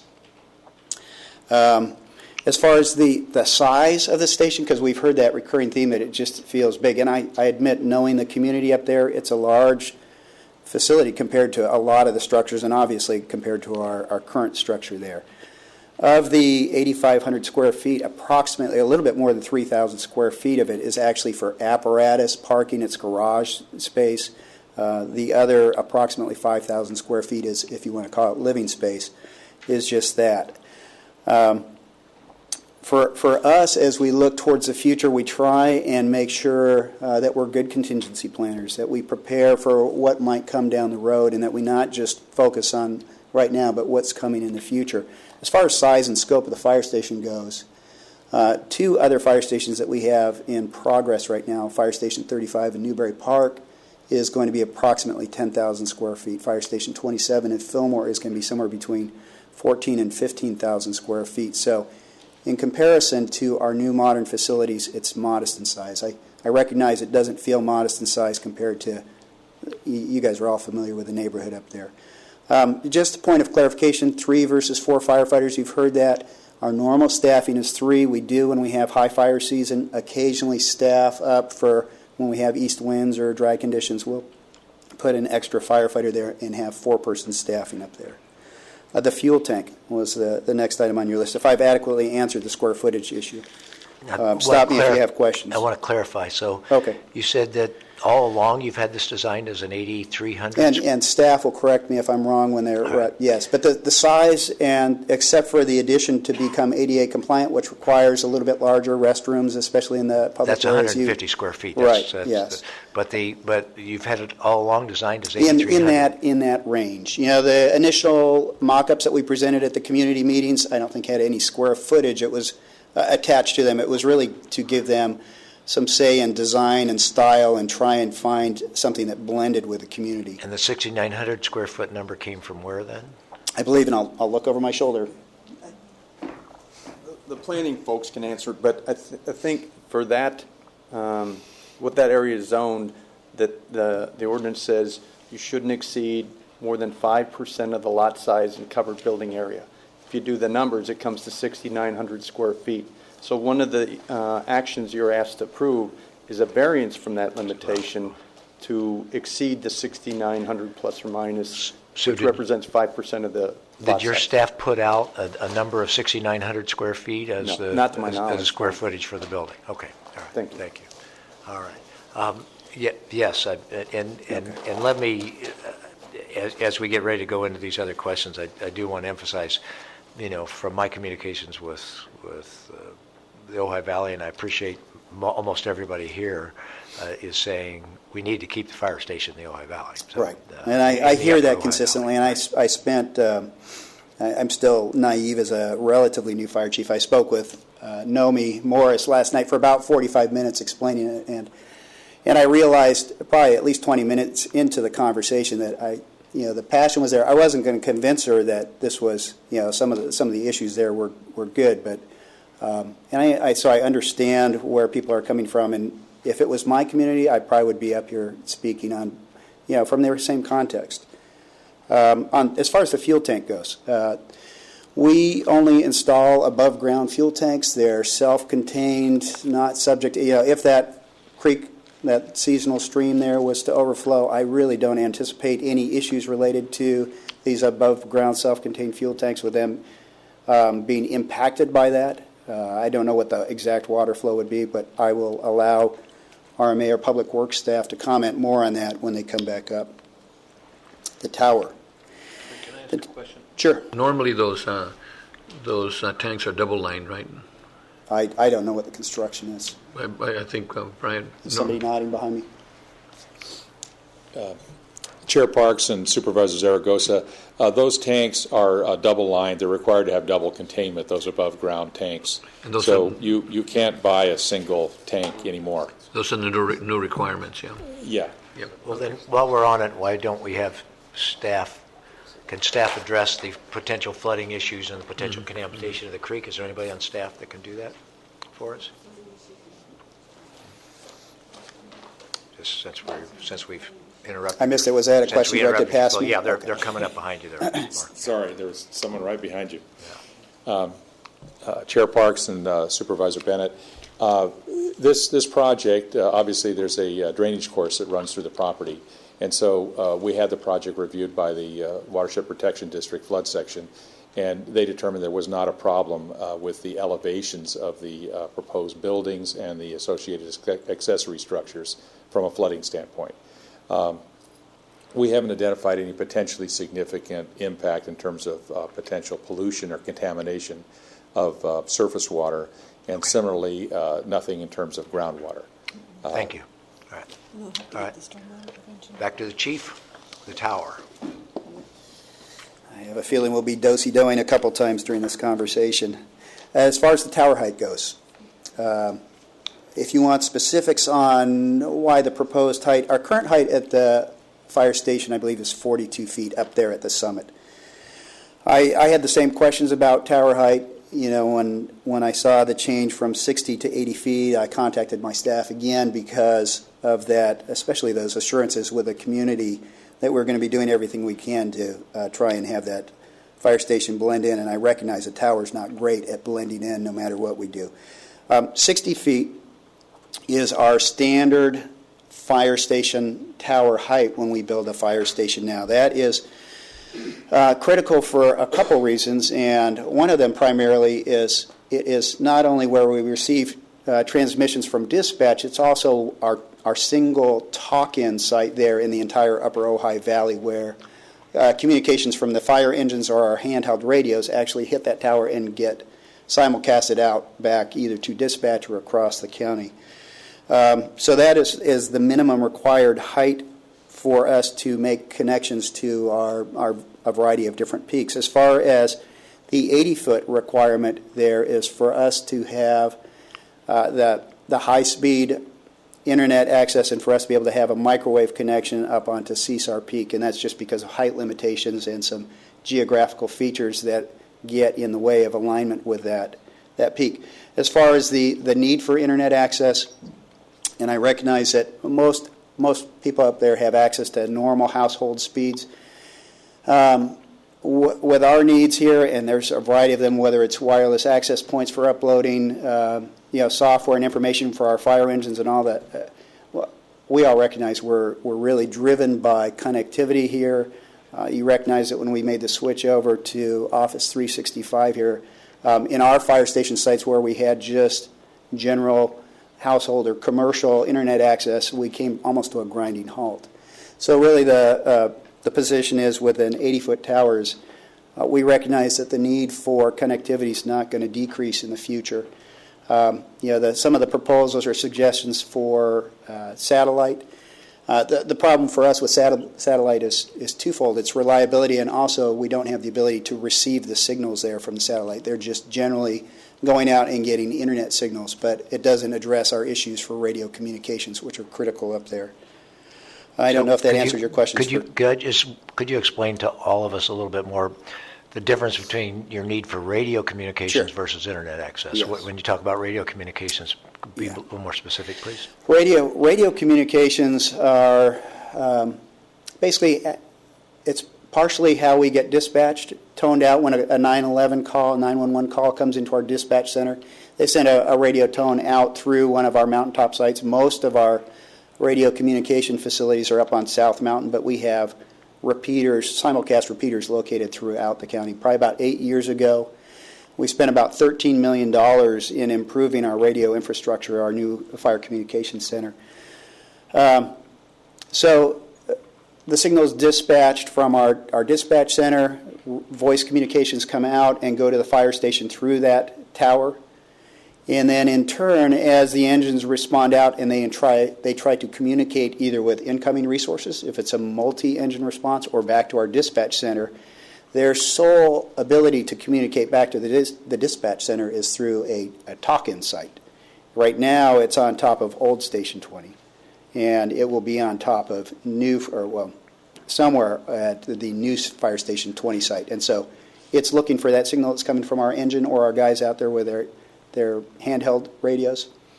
So firefighters in the field, as they're communicating back, asking questions, wanting to know what's coming, or asking for additional equipment, et cetera, right, they're not using the internet. They're using this radio communication. They're not using internet. They may or may not use cellular service. It's very inconsistent up there. Now, as far as internet service goes, we use it for a couple things. Our new electronic patient care tablets are internet-driven. That information is exchanged via the internet. We've actually put mobile hotspots on our fire engines to help us with our connectivity there. Internet is also used, obviously, in the fire stations, just like it is in work sites for information, reports, variety of different things. We also set up wireless hotspots for when our engine actually pulls into the engine bay. The software in our mobile computers is constantly being updated, so those get wirelessly transmitted every time they pull in. There's a need for those updates to come in. They're large files. Also, with all the engines, they have internet access for information that comes over their mobile data computers. Okay, great. Thank you. How about the lighting of the tower? The lighting of the tower, I don't have an answer. I asked that question yesterday about FAA requirements. I don't have an answer. We will either get you an answer, or perhaps other staff here has an answer on that. I know it varies depending on your proximity to airports and heights. Noise was your next question. I will say, as far as the siren noise, generally when they're responding out of the fire stations up there, especially since it's relatively rural, they'll generally use just lights and siren only when necessary. There's usually not a lot of traffic that they need to make their way through, and so sirens are, I think, a rarity, and I think even one of the community members commented on that. As far as general day-to-day noise, besides, as was talked about earlier, the opening and closing of the garage doors, the cleaning of apparatus, the hosing off of things, it would be just... that's it. There's no power tools being used. Generally, there's not radio communications going to the outside. We're pretty good about keeping the speakers internal and not turning them to the outside. But will there be a certain amount of noise that's associated with that site? Absolutely. There just is. And the one homeowner that came up here and spoke said that in all likelihood we're not going to be able to block a lot of it. We're going to do everything we can to shade visually the fire station site, but there will be challenges just with the general day-to-day noises. The nice thing is with this new fire station and the fact that we have adequate space to actually pull the engine through is the likelihood of us ever having our backup beeping alarms going off is very, very low now. It's the only way we get into our current fire station is with those. So there'll be less noise as it relates to that. The Shumash site, my only comment will be is I would imagine, as with any ground disturbing activities, staff will do the adequate work necessary to ensure that they've done the archaeological surveys and they don't disturb archaeological sites. And I recognize that Upper Ojai area is rich in Shumash history. Night lighting. And this, when we had the public hearings, there were two big concerns that came up, and we talked about them at our April 2012 meeting when we came before you about purchasing this lot. The biggest concerns that came up was number one, the noise, and number two was the light. Actually, I'll reverse that. Number one was the light and the fact that that's a very dark community up there, and then the second was the noise. We have committed to the community and in working with our architects and designers to make our outside lighting absolutely as minimal as possible. We've also talked about, especially with the size of the fire station, to spend actually quite a bit of money to put in mature landscaping, both in front from the roadside and in back from the other neighbors' perspectives, to try and do as much as we can to shade the structures. And so, just to minimize the impact, we also committed to putting a marker or a landmark out front so the community knows where their fire station is by the visible sign and not so much by the actual site of a large facility from the road. And then the design and style was, I think, the final question you had asked. We had provided a couple designs and asked for community input when we had some of our community meetings. One was a kind of a Spanish style, and the other was this craftsman style. And overwhelming the craftsman style was, and it wasn't a formal poll, but everyone was pointing to the things and that liked that one up there, thought it did the best for blending into the community. And so we are committed to trying to keep this style of the structure so it's consistent with the community. There's a number of homes and structures up there that are that craftsman style, and we kept it to a one-story fire station also, just so it is less obtrusive. Additional questions? You did. Supervisor Zaragoza? Yeah, Brian, can you answer the Shumash site concerns? I know it was... Chair Parks, Supervisor Zaragoza, the planning staff, we recognize that there's a Chumash site in the vicinity, and that's why we contracted to have a Phase 1 archaeological study done and trenching done on this site.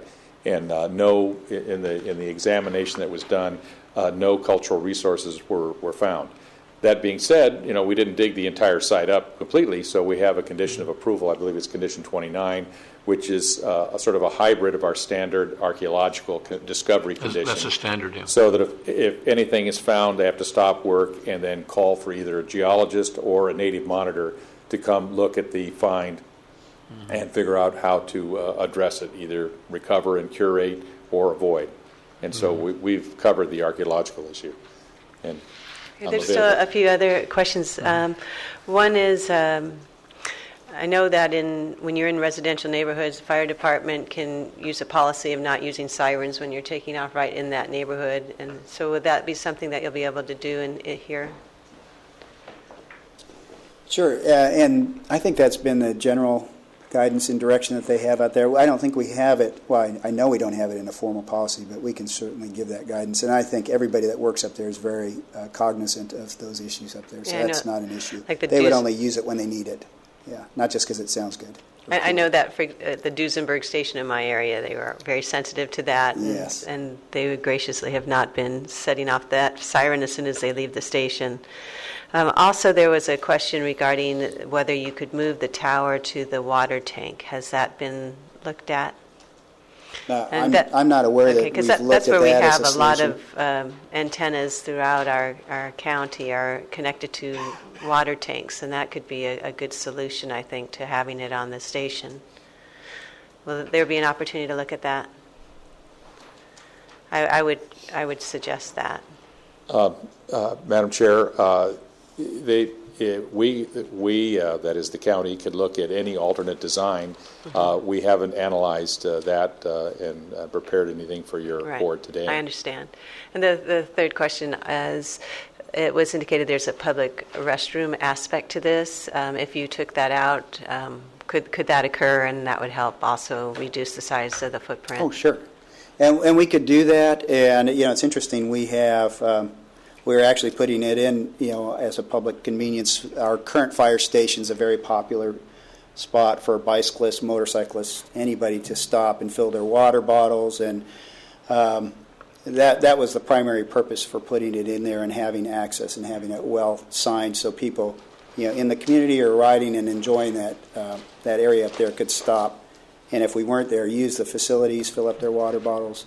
The square footage wise, it's relatively small. We have a couple public restrooms. We have one at Station 25 along the Rincon that is probably the most highly used restroom in the entire county. But it's small square footage wise. It's probably not more than 30 square feet. Oh, yeah. Okay. So they're very just small. It's a 30 square unisex feet. restroom that's only accessible from the outside. And the children's good for the children. Yeah, Oh, no, it's if good. well, Yes, it's a great. Again, it's kind of remote for children, but 30 square feet, if that's what you're talking about for your it's restroom. small. Yeah, it's very then small. I don't see Can I ask the one last assistance question? with that. I'm sorry, madam. Well, just that I just complete with saying that I'm not comfortable with the tower element, and if there are alternatives and that haven't been reviewed, I think that's worth doing. We will look Thank at those. you. Supervisor Zaragoza. The other question I had, the ADA is a must. We have to have ADA, right? And I know there was some concerns about that because that's going to increase the size of the building, but that's a must, right, Brian? It is, and we've had a number of conversations, and I'm not surprised we have a comment from one of our neighbors inquiring about that. It's a requirement. We're not exempt from ADA, Exactly, and sometimes it seems a little silly at a fire station where you would expect to have able-bodied people there. But the public has access to our fire stations. We host events. We have that's the sole place for voting for the community of Upper Ojai. So we make sure that everybody has equal access to our public facilities. Thank you. And that was just 150 square feet for Correct, the ADA, yes. not the thousands. And Chief, just real quick, your old site versus the new site, like you said, you have all pull through all this stuff. Your old site just wasn't big enough to do what you're doing here, right? Yeah, it provided us with a number of problems. The size of the lot was small. It's a small, skinny lot, and we had some methane issues there also. And then just a matter of safety for our folks, it's actually located in not a great spot. It's a blind corner that's heading down Santa Paula Ojai Road towards Thomas Aquinas College, and so this is a safer spot for us too. But yeah, So besides the public size safety, was really the limiting factor more than anything. Right, so people understand why you're moving off of your old site. Besides For sure. what For you us, see. our preference would have been if the lot was suitable for us to keep the fire station there. Obviously, people that already have the facility, that moved there with a facility there, it would be much more acceptable, but we couldn't make it work. Yeah. Great, thanks. Any other questions? Yeah, if I could. Sure. Well, it's not so much questions for you at this point in time, but it is one direction. I feel strongly about the public restrooms staying there, and the amount of gain you get out of getting rid of the public restrooms in terms of square footage doesn't offset, because I do know that the current site gets a lot of use from a lot of people stopping and fire stations in general, and they're probably going to get more use as you have more people. And 30 square bike feet riding isn't that much to make a difference anyway, right? Right. So definitely, I would keep the public restrooms.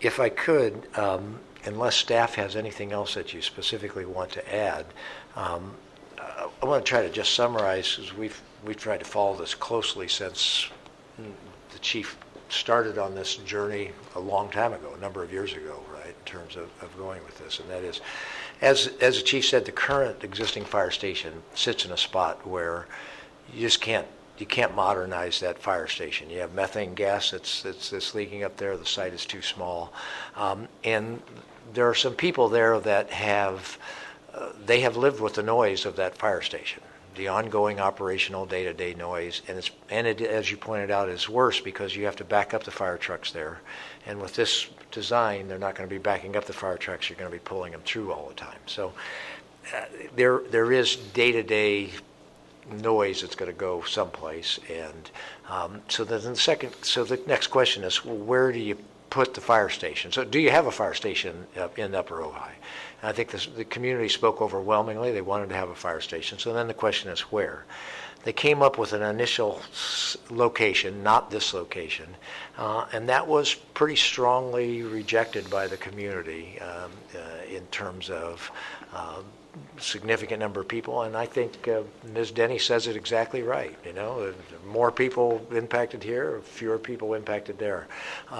So I'm stuck with the question of what do we do, right?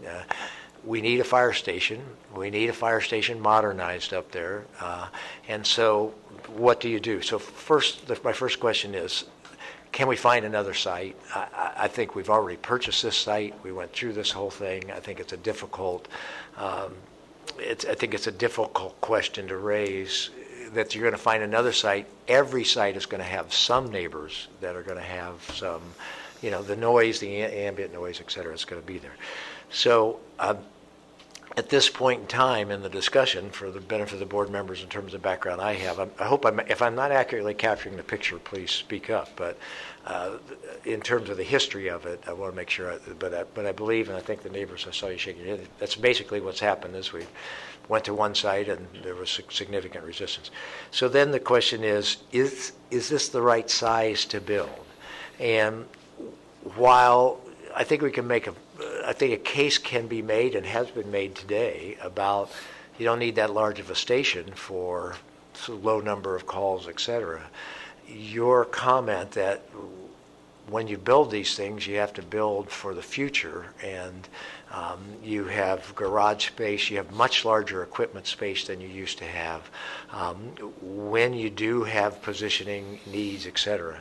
So just my general feeling is that the chief makes a strong case for whether this is 6,900 feet or whether this is 8,300 feet.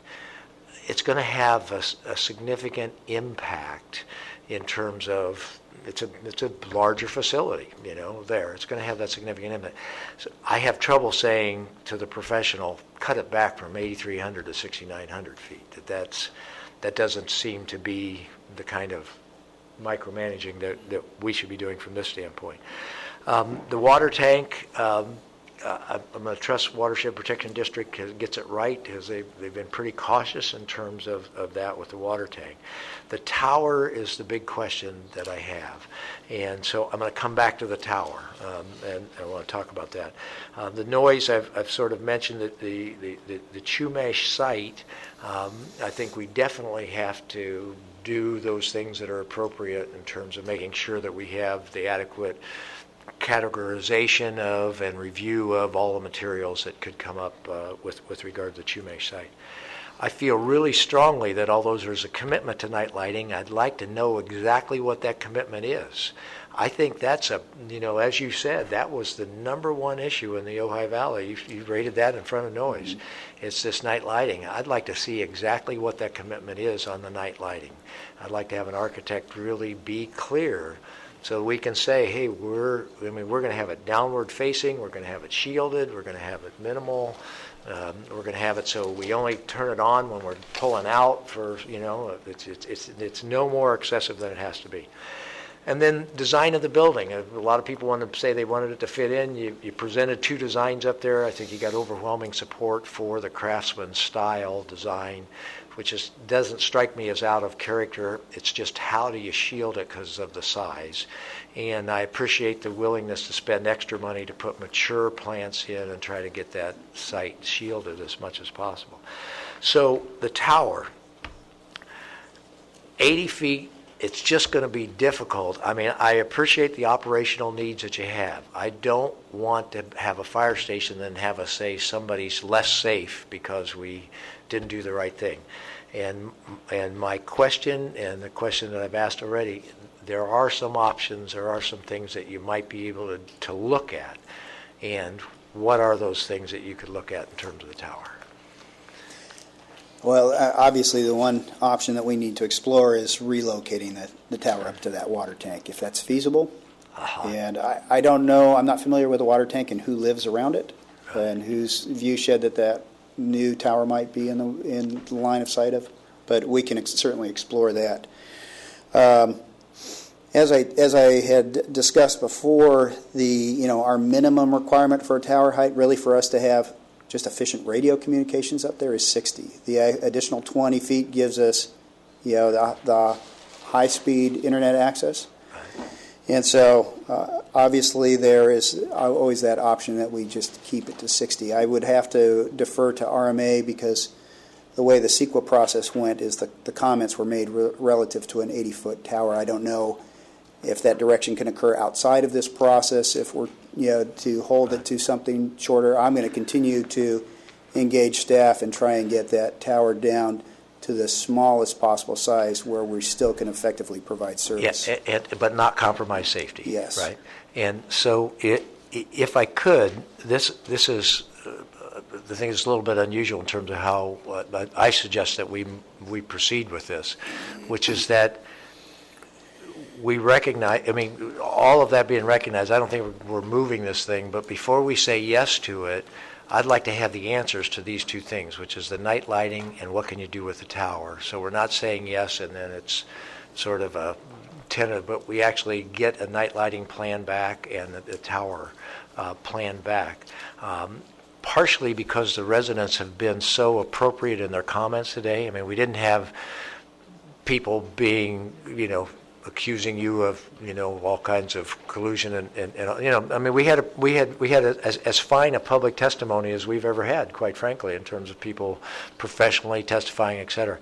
I'm not worried about another hearing, but I think we would have you come back in X amount of time whenever you think you got the answers to these two things, sufficient enough to be able to say, hey, we can do this with night lighting, we can do this with the tower.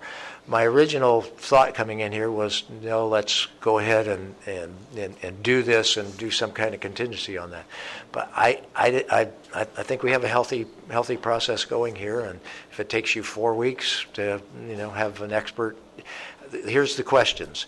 Do you have to put lighting on the radio tower? Seems like we should know that. Oh, we do know that. What's the answer? Supervisor Parks and Supervisor Bennett, no. You don't have to have a light on the top if it's below 200 feet. So we've checked with a much larger government. Okay. All right. Okay. Great. All right. So there's no lighting on the tower. So what can we do with the tower? What can we do with the night lighting would be the two things. I think for the benefit of the public, I can't speak for all the board, but I would be surprised that we're going to be moving the location. But what we would be doing is basically saying, so my motion would be conceptually the things that we're going to try to change or that we're going to try to get answers to, not necessarily changes, is night lighting and the tower, and then as strong a commitment as you can make in terms of noise, particularly nighttime noise. If there could be some policy with the station that you could actually put out there that would say, except when you're going out on emergencies, you're not going to do nighttime exercises there. You're not going to do nighttime washing of equipment and those kind of things, except when you have to. Those would be, so basically it's saying yes with contingency on these three things and come back with those three things so we actually get those in a hearing and with an honest assessment to the community that this is where it's going to go. We're just going to try to adjust those things. Do you want to put that in the form of a motion?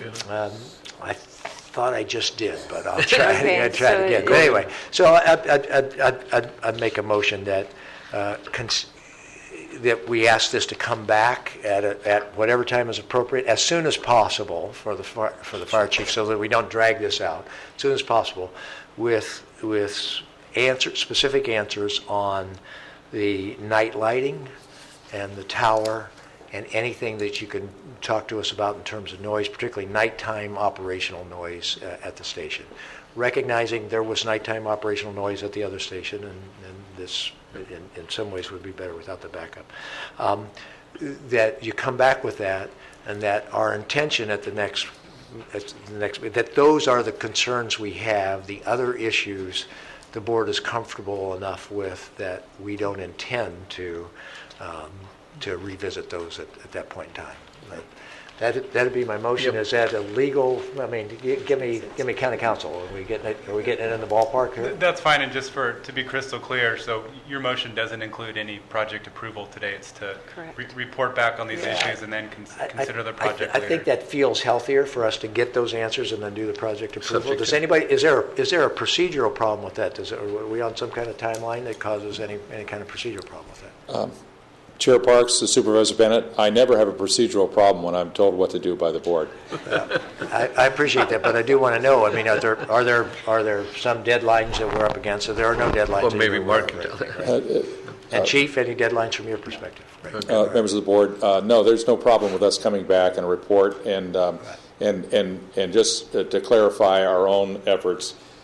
We have lighting conditions, but I think you want it more specific and more directive to preventing impacts on adjacent properties. And not just adjacent properties, the whole night sky in Upper Ojai. I think we've captured already, but we can make it even more specific and more directive. Even if it's clarified with a little PowerPoint for everybody to be able to see, whatever you can do to try to make sure that it's tower clarified. Design and a discussion from the chief and his team for operational noise. Right. Not just tower design, tower location. You know, if you can put it on a water tower, on a water tank up the hill, that's much preferable. And how far is the tower alternatives would be tower a better site location? Yeah, okay. Alternatives, right. Okay. How far is the tank from there, the tower, is that it really, we don't know yet. We'll find out. Okay. All right. The other thing, I would just make sure that we don't cause any operational problems to the chief and his deal. I mean, try to do those things without operational issues. We're not the professional. You're the professional. You have to know how to run your operation. Sure. I'll tell you what the minimum requirements are and how we can come up with some viable alternatives. And in that motion, it is not to decrease the operational effectiveness or safety of the fire department, but perhaps with a little bit more time, they may find a way to create a win-win that gives them that operational effectiveness. And you mentioned that public safety is extremely important. Okay. Push your motion button.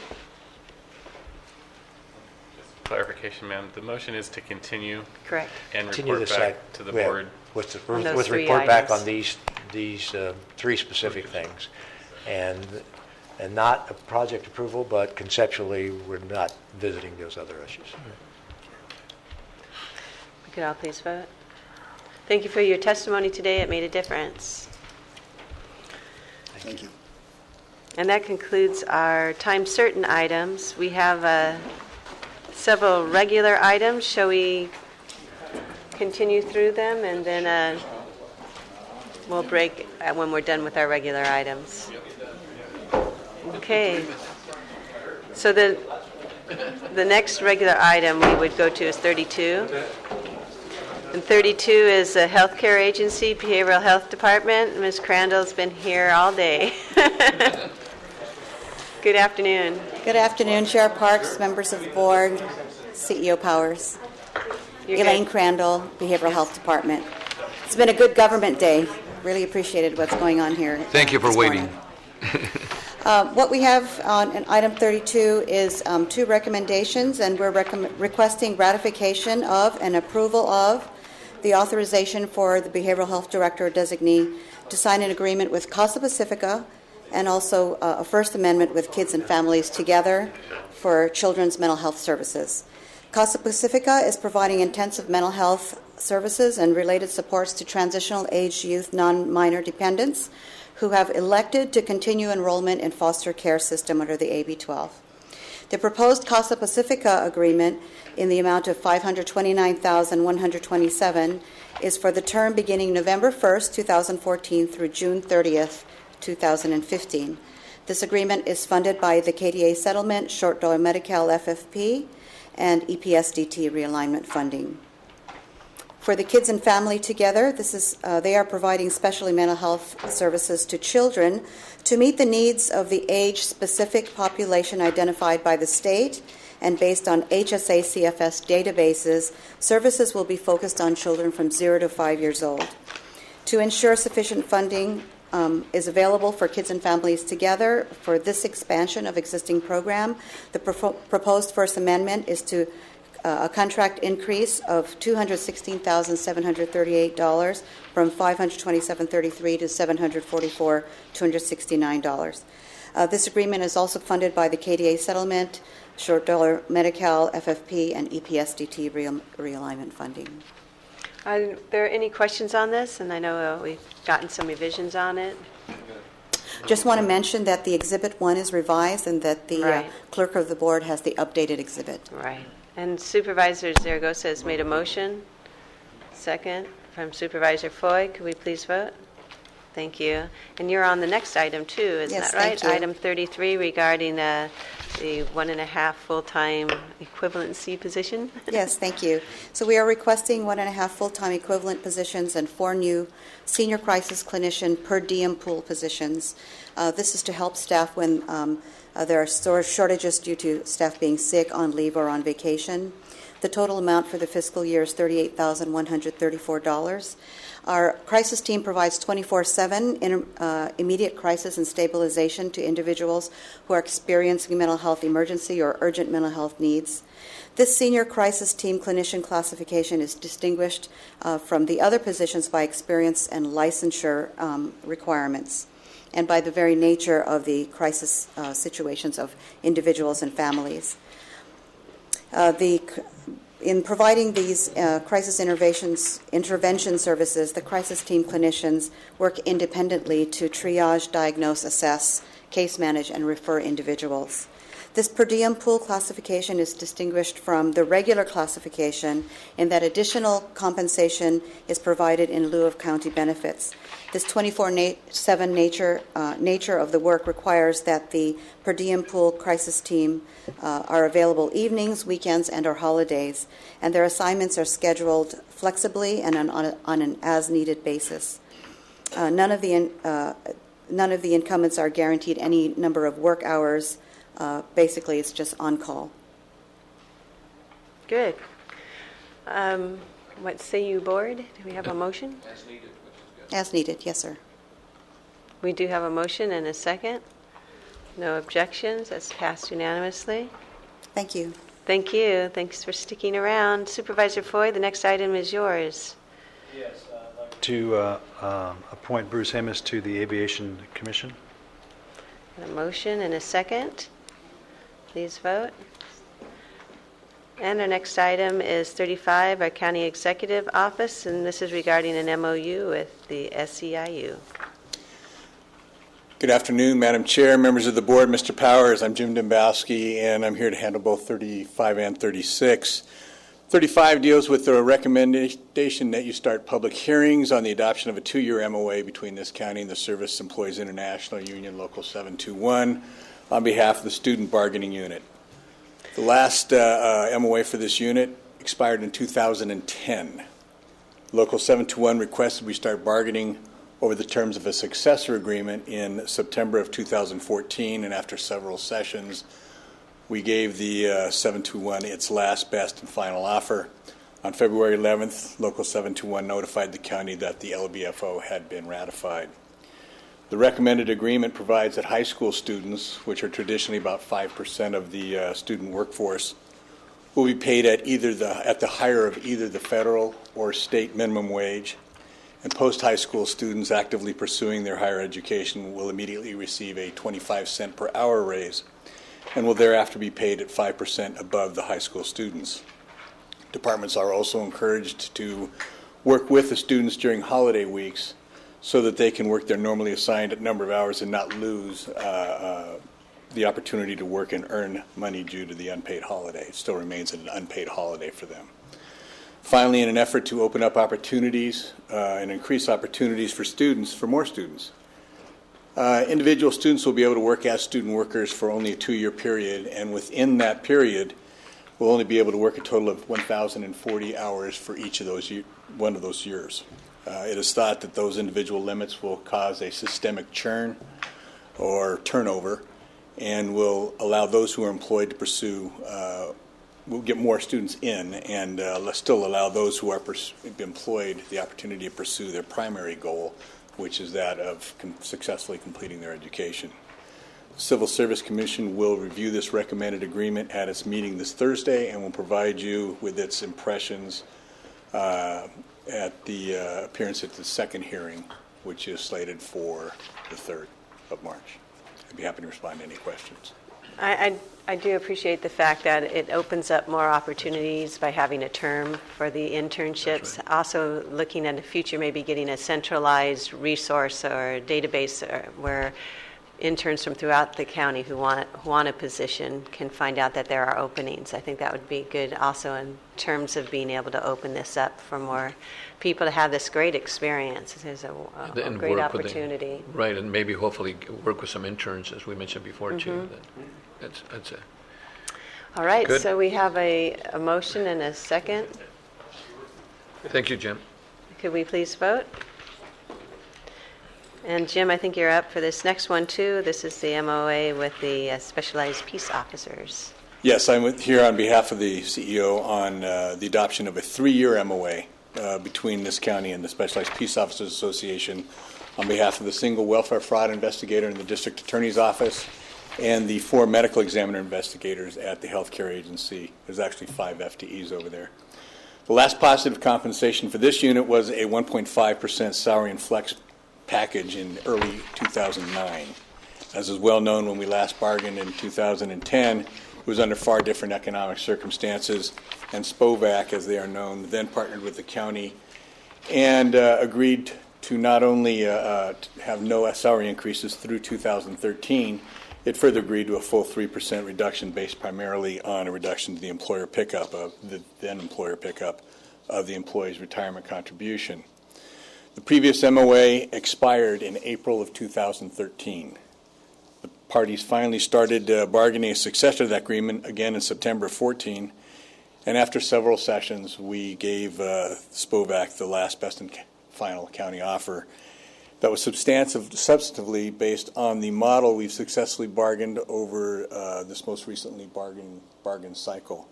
Essentially a 750 one-time payment, 2% in year 2, 3% in year 3, a total of $24 in flex credits for 2014 and 15, Veterans Day as a pay-to-sign holiday, limits on the frequency and the number of hours a new employee can cash out in terms of annual leave, and essentially a break-even retirement salary offset that ensures a prospective 50-50 split of actually determined pension costs, normal pension costs, and that 3% will not be included in the calculation of contractual overtime.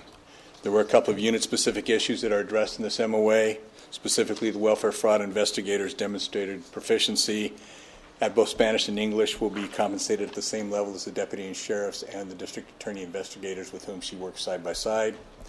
And her attainment of specialized law enforcement certification through POST will be similarly recognized as an alternative to the typical county educational incentive. And finally, the total cost comp surveys showed our medical examiner investigators to be about 26% behind market, and we were having difficulty filling positions. The formula was developed for application to other represented and non-represented classifications in similar straits countywide. That formula was applied to this class series, and over 3 separate movements, they will receive 2.98% for a total of 8.94. Detailed summary of the major changes are in the letter to your board, and there is a redlined Exhibit 1. They're thought to be prudent changes and fair and probable great help to both the DA and the HCA. SPOVAC's membership has ratified, and the Civil Service Commission has reviewed its provisions and determined they do not present an adverse impact to the civil service rules or the personnel rules and regulations. This matter will appear on your board's agenda next week for a second public hearing and before the final recommendation to adopt. And as always, in both of these agreements. The county was well served in this process by the efforts of Tabine Cosio, Mike Curnow, and Yvonne Martinez of Labor Relations. And it's really a comfort to be able to call for the Smith brothers over at County Council as needed. Of course, the patience, guidance, and ongoing support of your board, Mr. Powers, Ms. Rodriguez, Mr. Dursey, and Mr. Carroll are always deeply appreciated. I'd be happy to respond to any questions. Could you repeat the details of the contract again? No, I'm only kidding. Do we have we have all looked at this very closely in our closed sessions, and so we can go ahead and vote, please. We have a motion and a second. Yeah, I would just say, these unions may be small, but no less important, and the issues no less complex. Mm-hmm. So these very unique roles these folks play. So I appreciate your good work, Jim. Very complex. Our next is our correspondence agenda. Do we have a motion for that? And then we have board comments yet to do, too.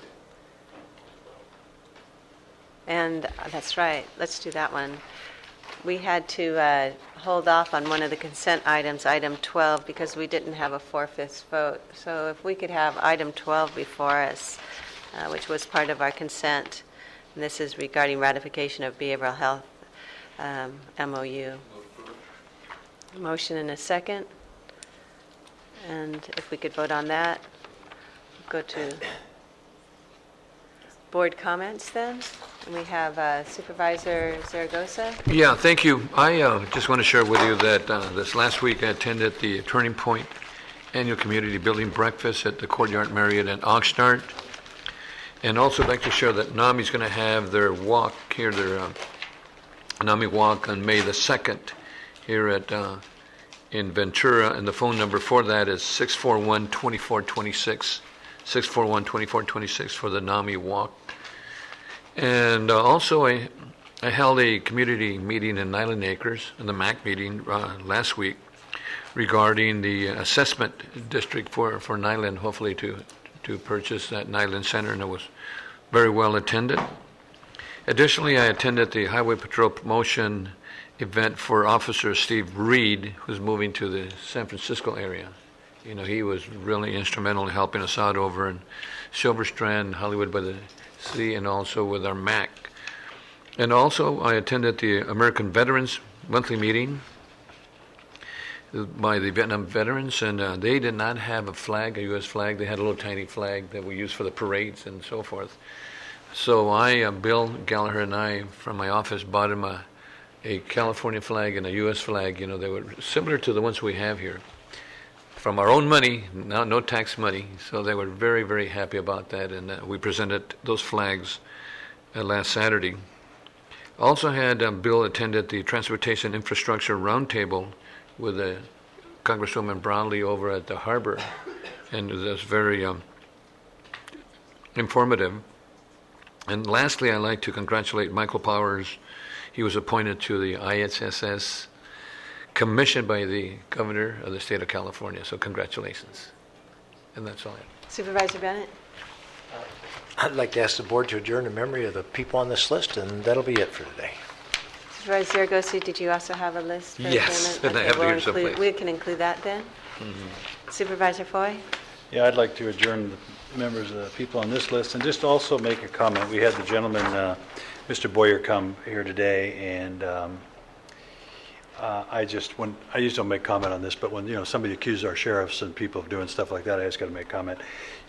He was at an event and he was demanding to be the main speaker and up on the dais, and he wasn't. He was just a person in the audience, and the sheriffs took him out and he wouldn't go, so they moved him outside and disrupting a public meeting. Disrupting the whole public meeting. And anyway, but we talked to the DA, the sheriffs. They acted very appropriately, and they just said if he believes his rights are violated, he could come and file a lawsuit. So you come to the Board of Supervisors. Yeah, and he can come here. So I didn't want to make a big deal about it. But I just whenever they accuse our sheriffs of doing their job and doing the right thing, it's wrong to have that I'm surprised to hear there was another side to that story. Yeah, isn't that amazing?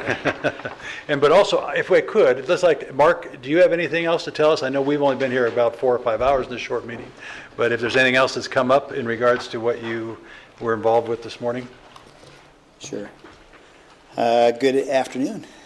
Chair Parks, members of the board, Mr. Powers, Mark Lorenzen, County Fire Chief. Just a quick update on our, and I say our, I mean the county's incident. It actually occurred in Oxnard proper, but we had at 5:45 a.m. this morning a Metrolink train come into contact with it. We believe it was a tractor trailer of some sort. It was hard to tell by looking at the scene what exactly was there on the tracks, but it occurred at 5:45 this morning at Rice and 5th Street in Oxnard. Had it been 200 yards down to the east, it would have been county jurisdiction, and I probably wouldn't have been here this morning. I would have been out there. In any case, the Metrolink, all the cars on the tracks derailed. 3 of them overturned. We ended up with, it was either 50 or 51 patients there. 28, I believe, were transported to the hospital, some in critical condition. I haven't received an update, but I know one's in very grave condition right now. All I can say is it's just, again, regardless of whose jurisdiction it happens in, whether it be ours or Oxnard or Ventura Cities or whomever's, it's just a testament to the cooperation, our mutual aid, automatic aid system, and also the realization that when we have significant incidents occur like this, and unfortunately for us, they happen pretty frequently here, each of these jurisdictions recognize that it's a group effort that solves these issues, and it's a coordinated effort between fire and law and EMSA and the transportation agencies and our hospitals also. We had 6 of our local hospitals participating. When you have that many victims, it's all hands on deck, especially when we go through the triage process and start farming the victims off to the closest area hospital. So it came to a pretty quick resolution with us in getting the patients out of there. I believe the railways are going to be closed till around midnight. I know Southern Pacific is actively trying to get those back in service because it's tying up commerce and transportation there in that respect. So, and Madam anyway. Chair, I again also like to commend the chief, and Mike Powers. We got the text right probably a few minutes after it happened, and that's important that we communicate to each other. And also, as you mentioned, the mutual aid between the city and the county and the public safety individuals that we have, are extremely important to all of us. So, good work. Can you tell us what the speed of the train was at the time of the Well, it's interesting. They had reported that the speed was 78 miles an hour, but that I believe it was the conductor or the engineer recognized and saw the vehicle in the way and had hit the emergency brakes and had prepared them. So 78 miles per hour is the normal speed of that on that part of the track, but they expect it's something less than that. The National Transportation Safety Board is coming in, I'm sure. It was only it's only about 2 miles from the station. So. I don't know how long it takes them to get up to speed. So they were going along at a pretty good clip. Right. I know from all of us who sit on the Transportation Commission, reading a little bit there, that this has been, I think, the 5th accident we've had there for a while, and there's a whole thing to do an underground overpass or something to try to get this worked out. Right. But it's pretty expensive. Hopefully, with the meeting you were at yesterday, I guess, would hopefully, in fact, that was Congresswoman can try to find some real emergency funds with this kind of accidents to try to help through this. And issue. I was just talking to Darren Kettle from VCTC, and that's one of the things that we're looking at is the flyover there on 5th and Rice, and you're absolutely right. We can talk to probably the Congresswoman regarding that. Yeah. Great. Well, Mark, I appreciate you staying for that. Thank you. Sure. Thank you. Yeah, thank you for the update. Supervisor Foy, did you have closings? Okay, and then my board comments, just attended a lot of events, most on one day. Westminster Free Clinic it's wonderful to congratulate them on receiving over $192,000 as a heart healthy grant they received, and so they'll be able to definitely use that. And in addition to that, some wonderful Eagle Scouts in our community. I went to their ceremony, Mac Surwitz, William Huntsinger, and Christopher Morrow. And also the Community Conscience Mardi Gras Ball, which is a great opportunity to help support particularly our seniors and that great organization. They honored Ed Hogan and Lynn Hogan as their Mardi Gras King and Queen, and the Chinese New Year celebration, all that in one day. In addition, able to attend an opening of the Boys and Girls Club, a naming opportunity being named for Linda and David Catlin in our community. So it was nice to see, and the kids there are really the beneficiaries of that. And then the item of interest, Westlake High School won the academic decathlon for the county, came in first. Oak Park High came in third. I think we'll have the first place winners here before our board on March 10th. And also attended with Supervisor Zaragoza the Turning Point breakfast, and it was great to hear the inspiring speakers, but also was very impressive to hear Jason Meek, who's the new executive director there, who replaced Clyde Reynolds, doing just a fantastic job. So we're looking forward to working with them. And then as far as news goes in the county over the break, just became quite aware of how disconcerting and disorganized the Department of Gas and Geothermal is, Dogger, in the sense that they don't have good record keeping according to the U.S. EPA, and not keeping track well of the injection wells in our communities, and also the concern that they have found a lot of benzene associated almost 1,000 times higher than they had anticipated in those injection wells. And I think it's important that we get a handle, make sure that we don't have those concerns. I know the County of Santa Barbara has been following to find some in their county. I know Brian Baca in our county has been contacting and finding out which wells may have that same problem here in Ventura County. But I think this is definitely something we need to get a handle on, because obviously benzene is a carcinogen, and something that if they're injecting in areas where we have groundwater that could be used even for irrigation, that is of concern. I'd also ask that we close in honor of the people on this list, calling out especially two-time Purple Heart recipient Joseph Richard Essay, as well as Jerry Brodecki, who is a major business owner in our community, owned the Toyota dealership, and I know he'll be missed also, as well as Carl Witt, who was the principal of the Conejo Valley Unified School District for 40 years, as well as an administrator there, and served with the Optimist International. So I know all these individuals will be very much missed, and ask that we close in honor of them. With that, we're going to go into our closed session, and we're not anticipating an announcement, are we? There may be an announcement. Oh, okay. Then if there is an announcement, we'll be back out. Otherwise, we'll close from closed session.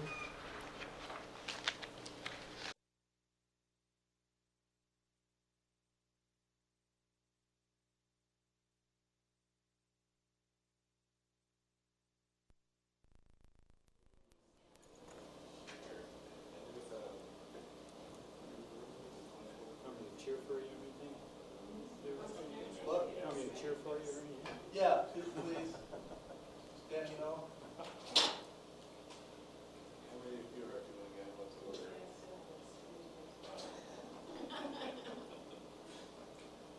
Back from our closed session, and we do have an announcement, and I'll turn it over to our county council for that announcement. Thank you, Chair Parks.